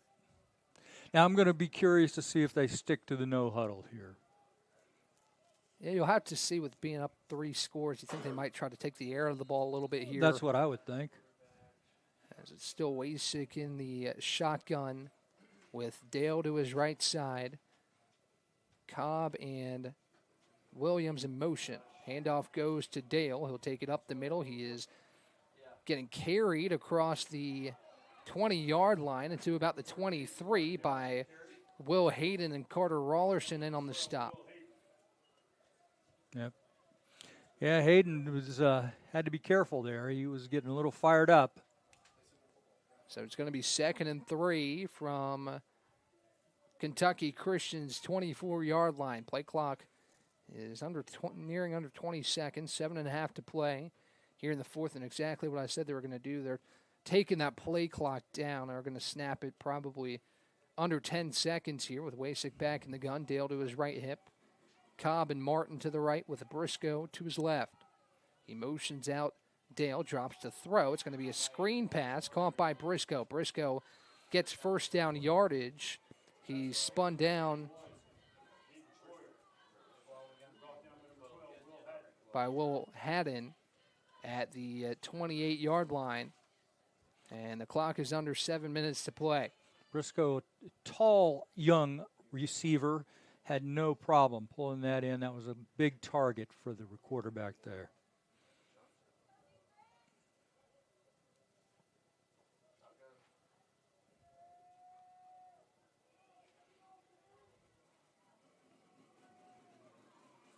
Wasik in the gun, play clock under 5 seconds. Snap goes to Wasik. He hands it off to Dale. He's stopped by a host of tornadoes right at about the 30-yard line. And it's 2nd and about 8. James Laycock was there on the stop. And Malik Shalanki was there as well. You really see Kentucky Christian confident in this game being close to over. And with under 6 minutes to go, Brevard has not had much momentum offensively since the second quarter. It's going to be real tough to make a comeback here in this one.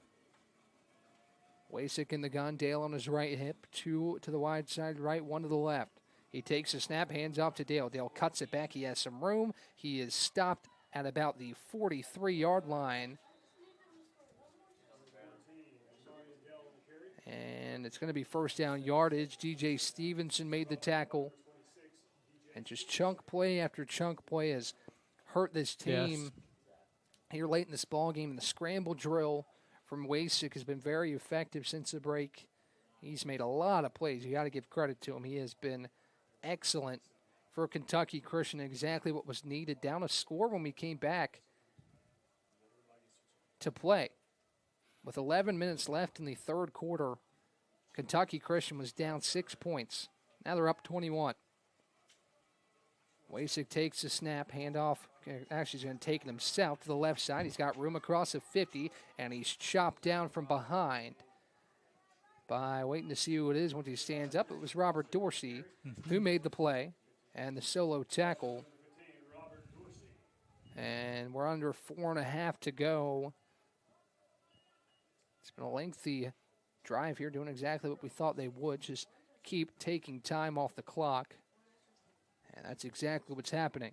Wasik, a long look to the sideline. Dale to his right. Williams and Briscoe, the receivers, to the left. And Cobb, along with Javion Martin, to the wide side right. Shotgun for Wasik. He puts Williams in motion. Takes the snap. Handoff goes to Dale. Dale to the right side. He's breaking a couple tackles, breaks a couple more, and Broughton rips him down inside the 30. And it's going to be 1st and 10 at about the 27-yard line. Clock continues to run. Just under 4 minutes remaining. 41-20, the Knights in control. And they've really deflated the football here in the later action. You'd think they kind of want to make this one of the last drives, if not the last drive of the football game. You got Briscoe and Cobb to the left of Wasik with Williams at tight end and Martin to the wide side right. Williams goes in motion. Wasik takes the snap. Handoff goes to Gamble. Gamble is taken down. Nice tackle by Bailey Ramey coming from the linebacker spot. And you got a flag right in front of the Kentucky Christian sideline. Clock is stopped at 3:09. It's a 3-score game as we get the call from the official. It's going to be holding on Kentucky Christian.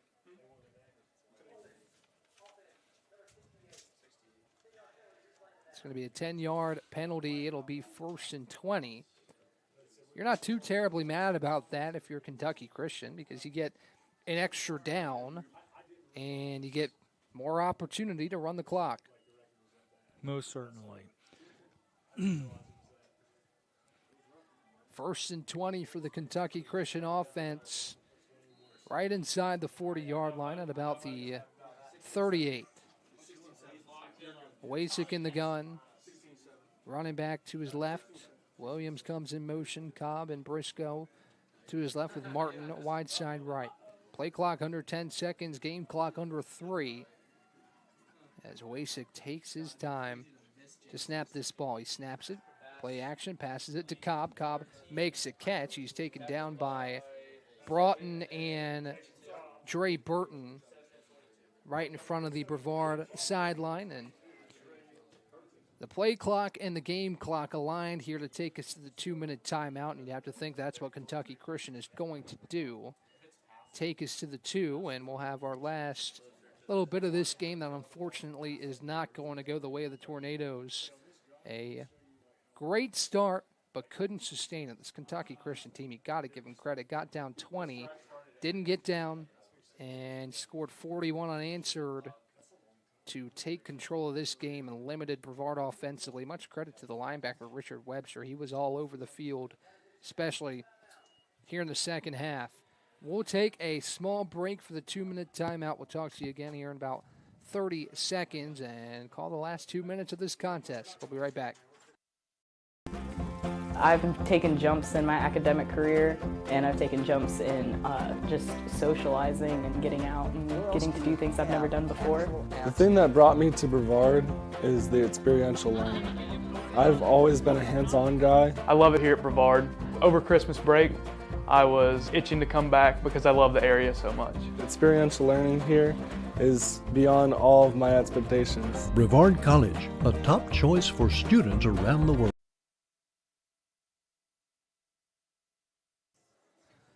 We're back here for the final 2 minutes of play. Brevard and Kentucky Christian. Thanks for hanging around with us today. If you're still here, we do greatly appreciate it. I've really enjoyed in my short time here getting to meet so many people and talk to so many different people and get to know all of you. And I'm looking forward to doing so throughout the athletic calendar. It's 41-20, Kentucky Christian. Ryan Wilkes alongside Rick Green. And Rick, I know the game has not gone the way of the Tornadoes, but I've had a lot of fun today. We have, and I'm looking over. It looks like the coach is bringing in some of his people off the bench to see some action. I noticed a few bodies that have been productive taking a break. But he keeps his quarterback in. He's got good control of the offense here. And we'll see. I don't see him wanting to score, but I see them wanting to run the clock out. I think you're absolutely. But you never know. These guys seem to be enjoying this victory, and maybe wanting to rub it in a little more. I don't know. Yeah, Wasik's getting ready to take the snap here. He's been just show-stopping here in this game, especially with his ability to escape and find his receivers downfield. He's got 3 receivers right, 1 to his left. He will throw. The pass rush is there, and he'll just throw it out of bounds. Rick, I think a good point about this game, and they're thinking about grounding here, it looks like. We'll see if they decide to call it. Coach Kyatt is asking for it, and the laundry will be dropped on the field. It's a intentional grounding there on Jackson Wasik. And Ryan, he's been doing that a lot. They've been doing that a lot this game. I'm surprised it's taken it this long to call one. Well, a lot of it's been out of the pocket. Once he's out of the pocket, it's fair game. One thing I'll say about this game is there was no film available on Kentucky Christian. Sure, you can look at last year's game where Brevard won 41-25 over this Kentucky Christian team, but I'm sure a lot has changed as the ball moves back to the 46. Mm-hmm.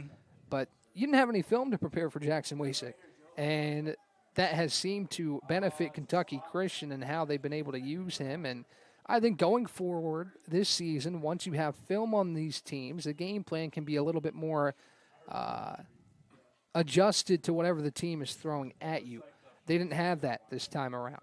So I think that is something to consider when you look at this game. But same goes for Kentucky Christian. They didn't have any film on Brevard, and they came out and did what they did today. But I think if you're a Brevard fan and looking for the silver lining here, I think that is something that you have to consider. It's 3rd and 26 here with 1:42 and a moving clock in this fourth quarter as Wasik, 2 running backs in the backfield, takes his time. The play clock under 10 seconds. Will take the snap. Handoff goes to Dale. Dale evades a couple tacklers. Robert Dorsey there at about the 41-yard line, as well as Antonio King and a couple other tornadoes in there on the stop. So we'll see what Kentucky Christian does here. It looks like they will punt, potentially.